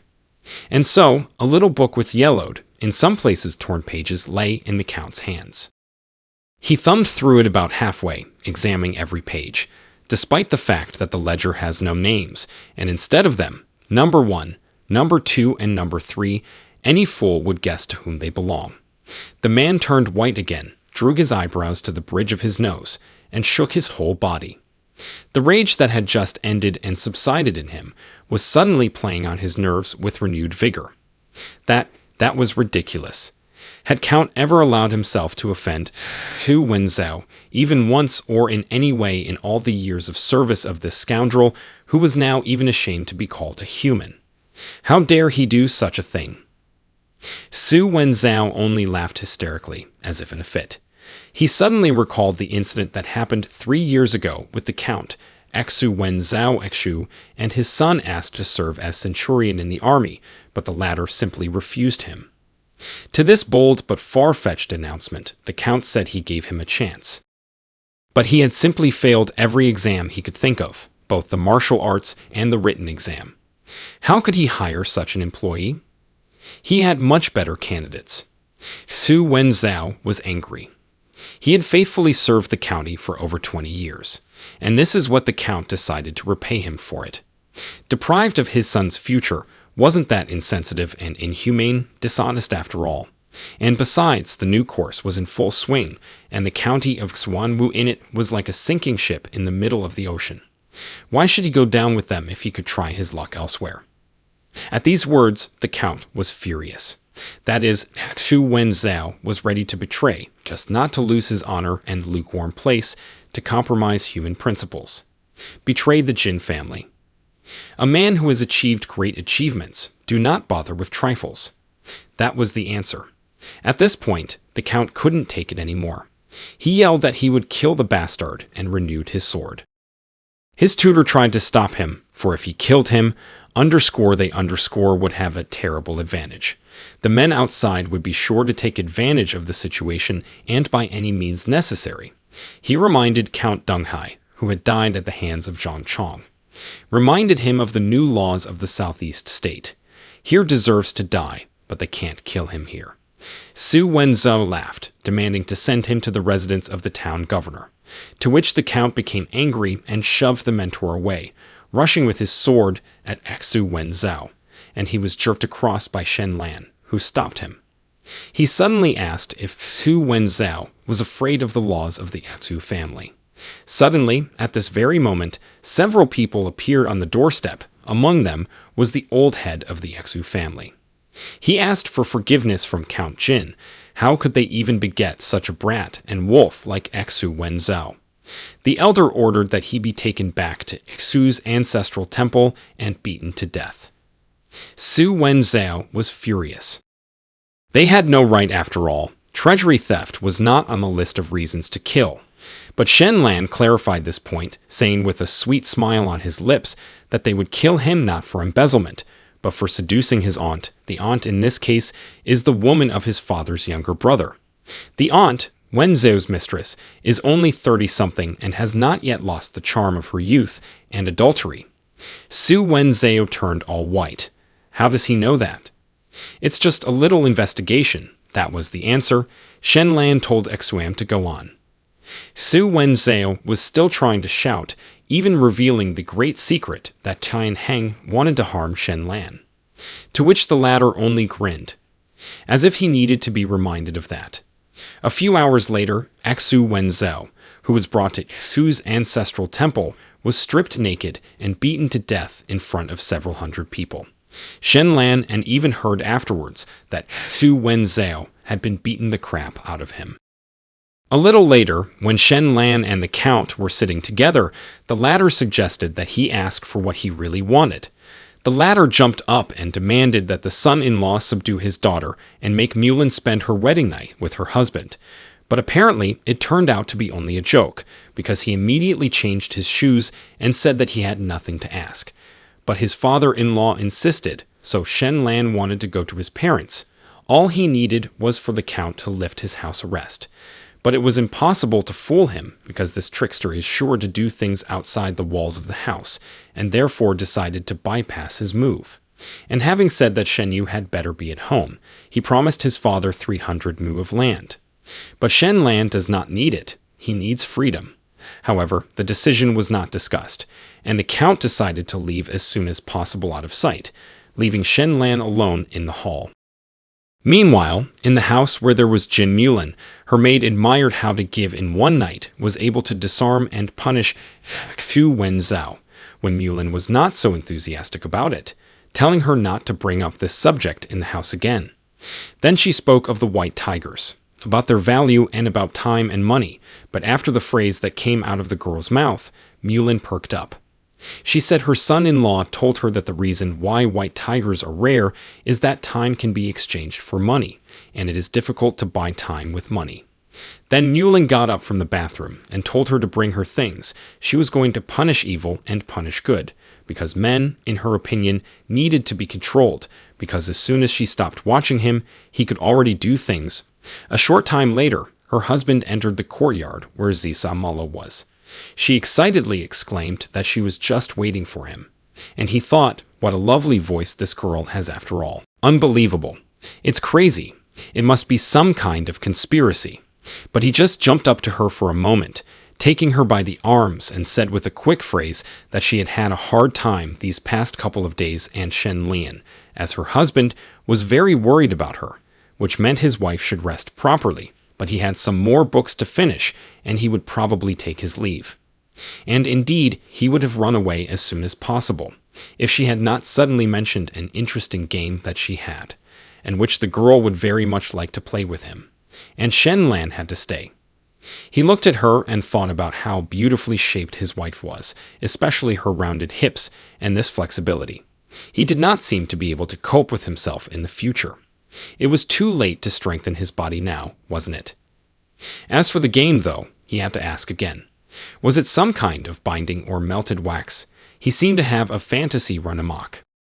The girl smiled in a smile, slightly squinting her slanted eyes, and replied that this game is that people imitate the behavior of primitive animals and with a strong clash of bodies. Shen Lun was already impatient to know what this game was, but he should have kept his cool.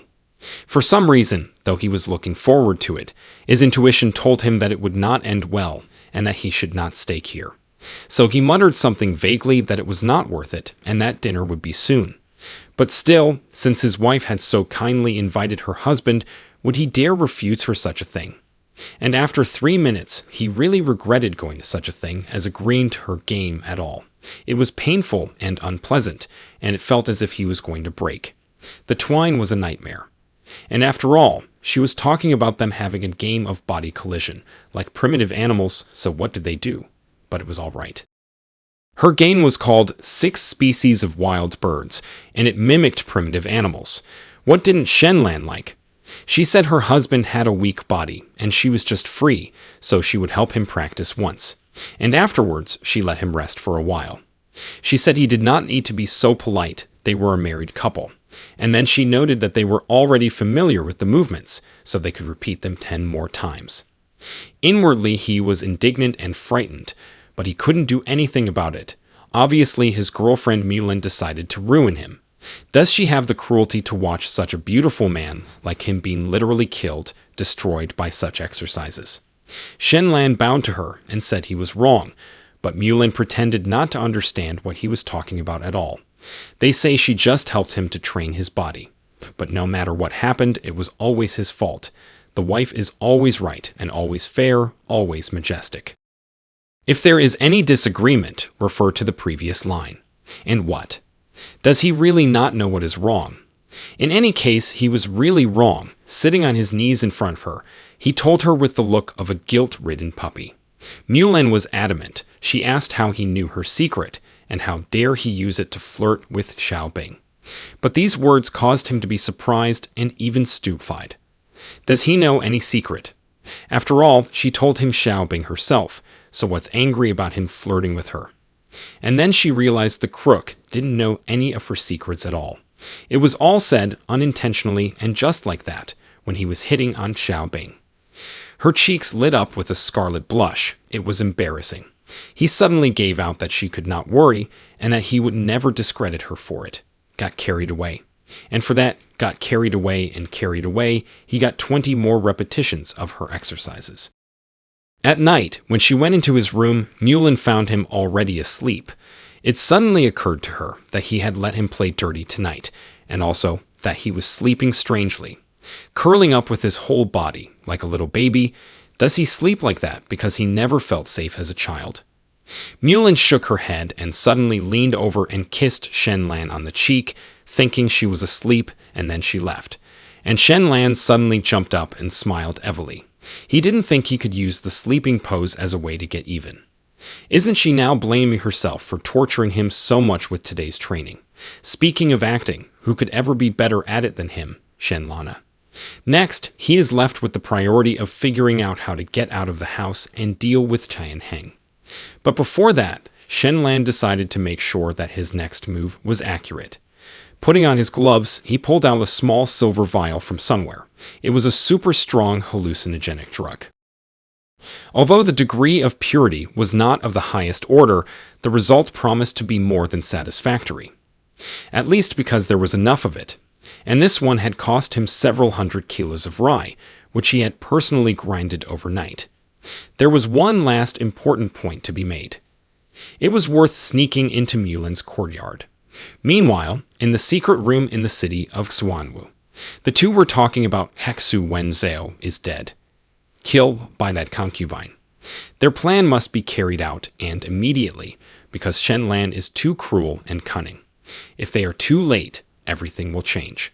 So said the fiery first man, covered in scars and looking very threatening. But no, the time has not yet come. The flames have not yet been kindled. But the east wind has come, for the Governor-General's messenger is on his way and will arrive in the county of Xuanwu tomorrow evening, accompanied by the governor himself. The second man immediately changed his mind, telling Qian Han that he could make his move tomorrow night. He thought, turning to Shenlan, that he had never aimed at him, for his target was the county of Xuanwu. But since the guy had come this far ahead, he would naturally become cannon fodder this time. The next morning in the county of Xuanwu in Mulan's yard, it turned out that the girl's blue dress was missing. But is it really? The morning after breakfast, Mulan kept thinking about her dress. Had her husband taken it? But she was afraid to tell him. She was ashamed. And Shenlan suddenly asked if her neck and shoulders were sore and offered to give her a massage, saying, "I'm not plotting anything, I just have a heartache for you." And she didn't even know that he knew how to massage. And so Shenlan is already standing behind her back and reassuring himself that everything in the world is illusory, as a case is a case, and starts massaging her neck. After a while she guesses that he wants something from her, so she informs him that her father recently talked to her and told her that under no circumstances should he leave the house, and the same way he should not be arrested, because Shenlan might run into danger as soon as she goes outside. But if she does not, she is not. But without even letting her finish, the guy ran off, saying he was on urgent business. Isn't her husband too practical? If people don't do things for him, he resolutely turns away. Annoyingly, he suspended a man in space and ran away. But in a few moments, Shenlan was already in the Jin family's living room, handling Mulan's mother. He put a mask on her face and kneaded her shoulders, just as he had just done with his daughter. He told his mother-in-law about the mask and paid flattering compliments to her, and the woman was melting from such attention and words that with such care she would look younger than her daughter. But she also guessed that Shenlang wanted something from her. The son-in-law cautiously said that he needed something outside the house. Only his father-in-law put him under house arrest, and in a quarter of an hour the house arrest was completely removed from the boy. Unnoticed by everyone in the house, a new clear order was formed. Shenlan listened to Mulan, Mulan listened to the Count's father, the Count in turn listened to the mistress, and the mistress listened to Shenlan. All that was missing in this perfect substitution circle was a fat couch potato named Jin Mutsun. One could eat, sleep, and beat up Mutsun. That's where he belongs. Before leaving the county, Shenlan found Jin Huai again and asked him some questions. Then the latter secretly left. However, after leaving the county, Shenlan did not return home, but came to a dense forest. There are some taboos that must be broken at all costs, some doors to other worlds that must always be kept slightly ajar. Aren't these just women's clothes? If Saima could wear it too, why couldn't Shenlan? This is the sacrifice of strong morals that must be made in order to defeat Tian Heng and Lu Wuyang. Inside the Black Robe Gang, Dasha Song Yi's father was walking with some man into the building and very focused, waiting to meet someone. When Dasha's younger brother was left without offspring by Shenlan's blow, Song Yi wanted revenge but was stopped by the village headman and others. They would have dared to oppose the ruined Shen family, but not the county. Intent on revenge, Song Yi found Tian Heng. He feared that he would not be able to sue Shenlan because he was the count's son-in-law. But isn't murder punishable equally for a prince and a commoner? It is the same crime. If the count defends the murderer, there will be a popular uprising. But what I don't get is this. Didn't Shenlana just kick the boy? What does murder have to do with it? But kicking wasn't enough to prosecute. You had to arrange her murder. You have to make Shen Long pay with his life. Meanwhile, stepmother Dasha in Xuanwu City was still unsuspecting and sitting at the table lamenting the injustice of life and Shen Lan drinking honey water. As she suddenly realized that she was getting sick, as from alcohol and clinging to sleep, she suddenly dropped her head on the table and passed out, 45. The woman woke up to realize that everything around her had changed. The house had turned into a fairy tale forest, with a bunch of predatory plants with huge thorns, and a lady appeared in front of her as if out of thin air, immediately attacking her with the words, "How dare this woman harm her Dasha?" The woman guessed it was the ghost of Dasha's birth mother. The woman guessed it is the ghost of Dasha's mother. Green fire soared above the hand of the ghost, which the mother Dasha has directed at the stepmother, and it seized her hand, yes, so that it was impossible to put out. The woman screamed and writhed in pain, begging for an end to her torment. The devil's fire, the devil's woman. What does she want here? But she was not the one who had thrown her son out. It was not her. It really wasn't her. And Dasha's stepmother bowed and begged for mercy. Finally, the ghost put out her infernal fire. She spoke, heaven and forgiveness. Her son did not die. He was saved by a star blessed by heaven. But her son, Sunshin, was dead. But the woman did not believe it. She babbled that he could not be dead, he was only wounded. But the ghost made it clear to her. Her husband would come back very soon and tell her that her son had passed away. He will tell her that he was beaten by the lunatic Shenlan and died after being kicked in the lower body, and then take her to the county to identify Shenlan as the murderer. But that's not what really happened, the murder itself, because her son was taken away by her husband and Tian Heng. And the unfortunate woman was babbling that her son was not dead and could not die, suddenly realizing that she couldn't move and that this might be a dream. Sleep paralysis. What does this ghost want? At last he got the answer to his question. The ghost promised to kill her if she moved and let her live if she did. Dasha's stepmother was willing to do anything. The ghost began. Shenlan is her son's savior, and Tian Heng will be asked to frame Shenlan tonight in front of high-ranking officials. Here's what she has to do. First, agree to all of Tian Heng's demands without hesitation, and then when they arrive in the county, in front of all high-ranking officials, she will immediately retract her words and say that they heard was badly beaten and injured her husband because he did not follow some errands. Then she will say that it was Tian Heng who made her falsely accuse Shenlan by saying that he killed her son. But the stepmother gets scared. She would be killed for such a thing. The ghost threatened. If she did not comply with her demands, she would drag her to the 18th step of hell, roast her alive on the frying pan of hell. Does she want such a death? But she can stay alive if she fulfills all the requirements, and the county will protect her. When Tian Heng dies, she can return home, and the ghost will reward her with treasures of gold. She will be able to take that money, remarry, and live a better life than she does now. And for the moment there are 30 golds buried under her bed, and she will dig up 300 there too, when she identifies Tian Heng. Life or death, fame and fortune, or the 18th step of hell is up to her. And the holding disappeared. The stepmother's head ached terribly, but the burn on her left hand helped her to believe that it was not a dream. The woman remembered the golden moments under the bed and dug in to dig them out. The money turned out to be frozen in a box of ice with the inscription, "Do you want to die or do you want to live?" on it, but how could it be easy on such a hot day? It's definitely a ghost. The stepmother promised to do as the ghost told her, and so she bowed to the floor in the standing room. Suddenly, the ice quickly melted. The woman took it as a sign from the ghost. Meanwhile, in one of the hidden corners of the city again, Shenlan was already undressing from the woman's dress. White phosphorus for the ghost fire, saltpeter for the icebox, and a silver needle stuck into Sunji's chest. Although there were some flaws, Sunji, who was in a psychedelic state, honored that it was all 100% real. Shenlan really is incredible, but women's clothing is indeed a peculiar experience. But a beautiful man like him remains beautiful even in women's clothes. If he goes to Thailand, there will be nothing left for the lady of the house.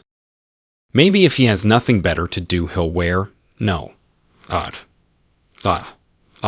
You can't leave physical evidence behind. I wonder if his wife will find the dress missing.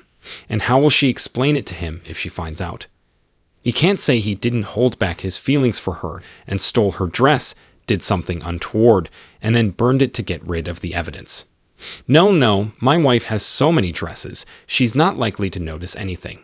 And even if she did, how would she know it was him? That he stole it, and not somebody else. Meanwhile, in the black-robed gang, a man wept over the body of his body, while a man named Hang, on the contrary, smiled. Now he had definitely beaten Shenlan. Kicking an innocent young man is much less of a crime than beating him to death. One pays for murder with one's life. The emperor's son who broke the law was as guilty as a commoner in his position. He was told that the governor-general will soon be here. The heir to the county of Xuanwu and Jin Mulan will personally lead the cavalry 10 kilometers away to greet them. The governor will personally accompany them. Everything is ready. The wind of change is finally blowing. Shenlan is finished. As he was a dog, he's still a dog, even if he made it up to the county. Yes, crushing the stray dog is a secondary goal. The main goal is the absolute destruction of the county. As soon as Shenlan goes to jail, his family will immediately be shackled, sent to the mines, and killed. The father, weeping over his murdered son, he ordered to go to his wife, have her put on mourning, and take on a sorrowful appearance. Have her brought to the county to identify Shenlan's murderer.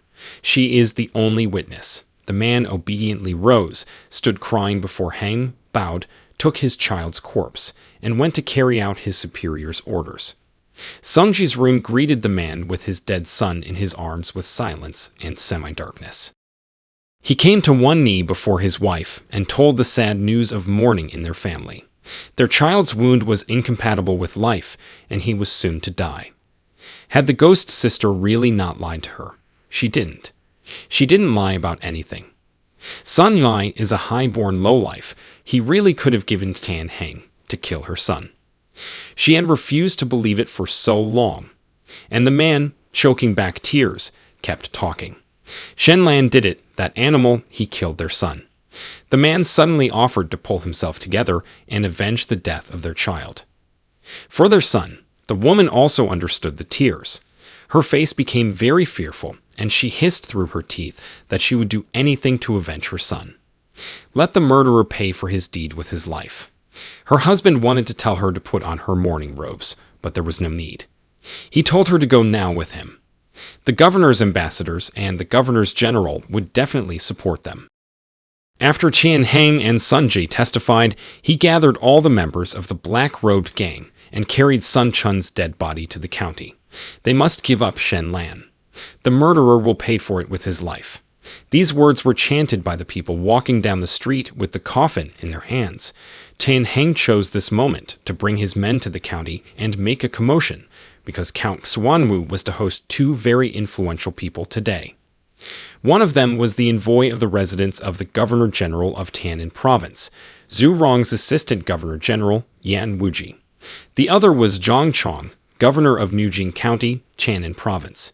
To pay them his respects, Count Xuanwu personally led 200 cavalrymen out 10 kilometers to meet them. At sunset, this meeting took place. Yan Wuji paid his respects to Count Xuanwu. This man was the flower seeker, the person who came in 3rd place in the state examination of Yu, an aide to the Governor, General Zhu Rong. Forced to leave officialdom for some obscure reason, Yan Wuji went to the academy and taught for 10 years, making him famous throughout the state of Yu.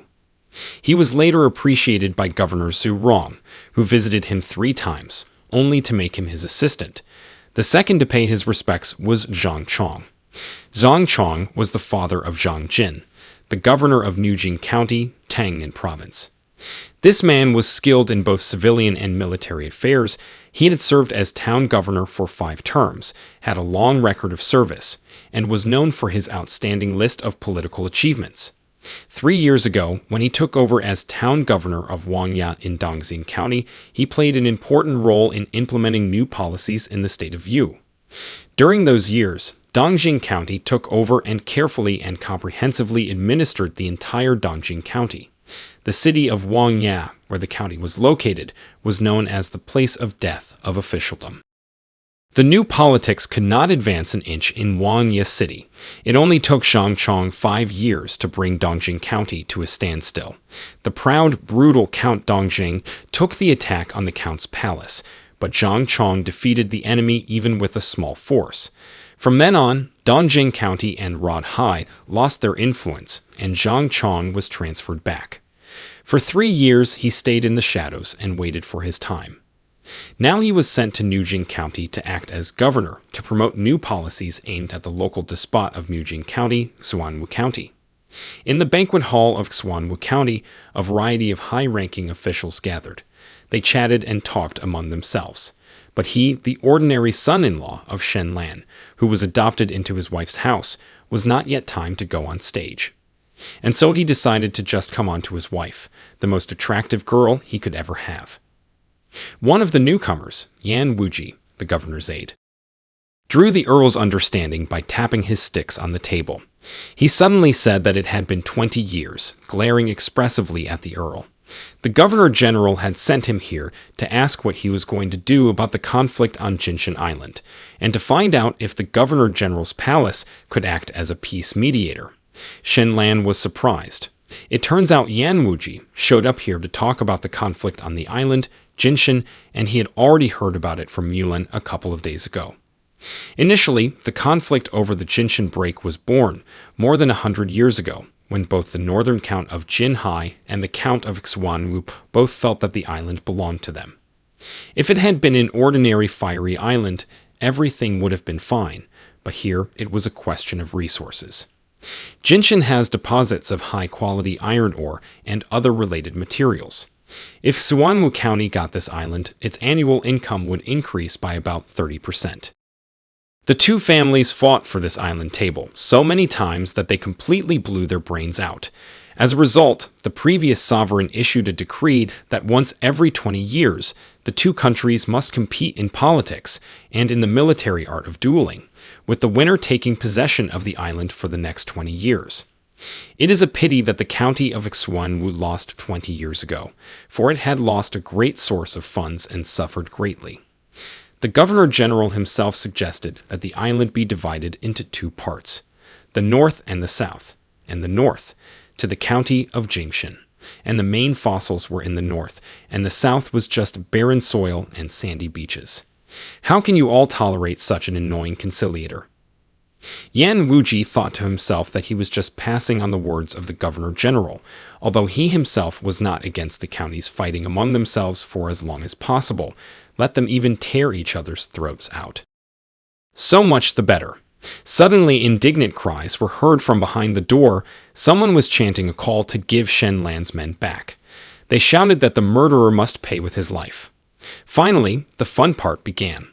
Shen Lan was bored out of his mind and almost fell asleep. But it was no good. There were smart people around, no one to talk to, and without that the show would not begin. There was no way out, had to Shen Lan. But then Jin Mutsun spoke up, and Shen Lan even praised him to himself. A few moments later, a guard entered the hall. He reported that the people in the streets are going to storm the county. It turned out that Sun Yi's youngest son was dead, and the angry mob demanded Shen Lan. But how could he die, if even Jin Zhang said that the boy's life is not in danger? They forced the count to give them Shen Lan, but there were several weighty buts.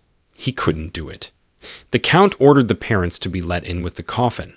A few minutes later, several men were placing the wooden coffin in a conference in the middle of the room. They kept blaming Shen Lan for their son's death. The mayor was indignant that they had made a scandal in such a place, where many respected people are sitting. The dead man's father, with tears in his eyes, asked the town governor and the count to order for the sake of the people, and then the town governor asked to tell them more about what had happened. And the father began to tell about Shen Lan's past, that before his marriage he was an ordinary commoner in the village of Maple Leaf, and since childhood he was withdrawn and did not get along with anyone. But in his youth he often competed with his son, Sun Chun, but said that he could not think that Shen Lan mean man. With the arrival of power and entering the family of the count, he returned to the village and began to brag about his strength and beat Song Chun in front of him. And when he took his son to the hospital, it was too late. Shen Lan beat Sun Chun to death. He stripped his son and showed the high-ranking lords that he had beaten him to death after an argument with the count's son-in-law, and he asked them to do something about it. Mulin seriously asked when he died, and Song Chun's father said that he died the same night that Shen Lan severely beat him. And then Mulin asked why they procrastinated and did not come to the county then to get justice, but just procrastinated. And Sung Chun's father tearfully parried that he wanted to come to the county immediately after his son's death to get justice, but on the same day, to his surprise, he was met by a man who introduced himself as a confidant of the count. He gave him a lot of dejins and threatened him to keep his mouth shut, or else he and his family would be killed. Graf was quite surprised at Father Sun Chung's story. He thought to himself that out of his conservatism, people now thought that Xuanwu counts was no longer dangerous. And then the county governor asked Sun Yi proof that Shen Lan had killed Sun Chun. And Sun Wei said that there were many witnesses who saw Shen Lan break into their house that day. Then the town governor ordered the witnesses to be called, and a few moments later, the witnesses were already sitting on their knees. And one of them began that he had seen with his own eyes how Shen Lang had entered Sun Chan's house and confirmed his words. And another also joined in, saying that he had heard the sounds of fighting and shouting coming from the victim's house, and he too could confirm Sheglan's arrival. Now this time the town governor asked his son-in-law if he had anything to say. And then the son-in-law began to say that he had indeed come to Sun's house, but that he had not beaten anyone. And he only came by to deliver money to them, because Dasha is his close friend, and he asked Sunji to feed him plenty every day. Then Suni shouted that he was lying, and that he was the one who beat Sunji to death, and his wife saw everything too. And his wife could be a witness too. Everyone's attention shifted to Sunju's mother, who was holding her dead son weeping. And the town governor asked Sunju's mother if she could confirm her husband's words. And then she said that she had indeed seen. Soon Yui fell to his knees and asked them to bring justice to the common people. The gang leader approached him from behind and began to calm him down. And already he shouted that the law of the state of Yu states that a murderer must pay for his life, and the prince who broke the law is as guilty as a commoner, and moreover, Shen Lan is only a son-in-law admitted to the counts, and he asks everyone sitting here, and the count in particular, to be impartial and do justice for his subordinate Suni. And the crowd from behind began to shout that Shen Lan is a murderer, and he must pay with his life for his life. The town governor was stuck in a stupor and did not know what to say, and the people from behind still continued to shout that the murderer must be killed. And then the town governor appealed to the count that they must by law pay with their lives for their lives, and they had better give Shen Lan to investigate the matter. The count was furious. He didn't know what to do, because if they gave them Lan, they could make up anything they wanted. The gang leader grinned evilly and said to himself that no matter how cunning Shen Lan was, now that he had all the evidence, how could he get out of this situation? Right. No way, and he can only await his death. And at the same moment, Sun Chu's mother cried out that she had seen with her own eyes how her husband and the head of the gang had beaten his son in a frenzy and sent him flying with one foot. Everyone arrived in shock of amazement. And Suni's wife went on to say that initially Sunju was not seriously injured and had been sent to the hospital for treatment in Xuanwu City, and he had already recovered. But after his arrival, his son died suddenly, but died a violent death. Suni was already all sweaty and could not get up, as at that time, the town governor and the gang leader did not understand what was happening and why she had done so. And they both began to turn to Suni with angry eyes and asked why exactly at that moment his wife began to speak differently, but Suni himself did not understand the reason. Sun Chan's mother looked at the gang leader angrily and angrily. That's when the gang leader realized that everything was going according to Shen Lang's plan. And that was exactly the kind of big conspiracy Shen Lang had set up. And Shen Lang looked at him like a tiger with angry eyes and a snide smile. And then the head of the gang realized that he could not get away, he just could not. Because the smarmy and vicious Shen Lang clung to his prey, and he would never let her go. And then the town governor corrected Sunji, saying that out of grief, she began to carry heresy. And Suni supported the words of the town governor and hugged his wife and began to manipulate, saying that she saw everything, saw how Shen Lang beat her son, and why now she refuses to retract her words. Then she angrily, with eyes red from tears, looked at her husband, and he said that he was the one who killed Chun, and Shen Lang had come to give them silver because he was afraid for Dashu and thought they had no food. And the husband at this moment bounced off her and asked if she was crazy or if Shen Lang could threaten her. And at the same moment, the town governor supported Suni and said that her lying is also punishable, and besides, Sun Chun is their beloved son and Suni could not kick him. Then the head of the gang also got furious and started yelling that Shen Lang threatened her. And then the woman said that Chun was curious about something from the women and was sneaking a peek at her. And then Suni came back and kicked him in a fit of rage. Then everyone, absolutely everyone, was shocked. Then Suni began to openly insult her. But the head of the gang stood his ground and said she could safely tell the truth, because high-ranking officials were sitting here and they could help her. At that time, the ambassador was already angry that Tian Heng was using his father's name to put pressure on people. So Sun Jet fell to her knees and asked her to punish those two men.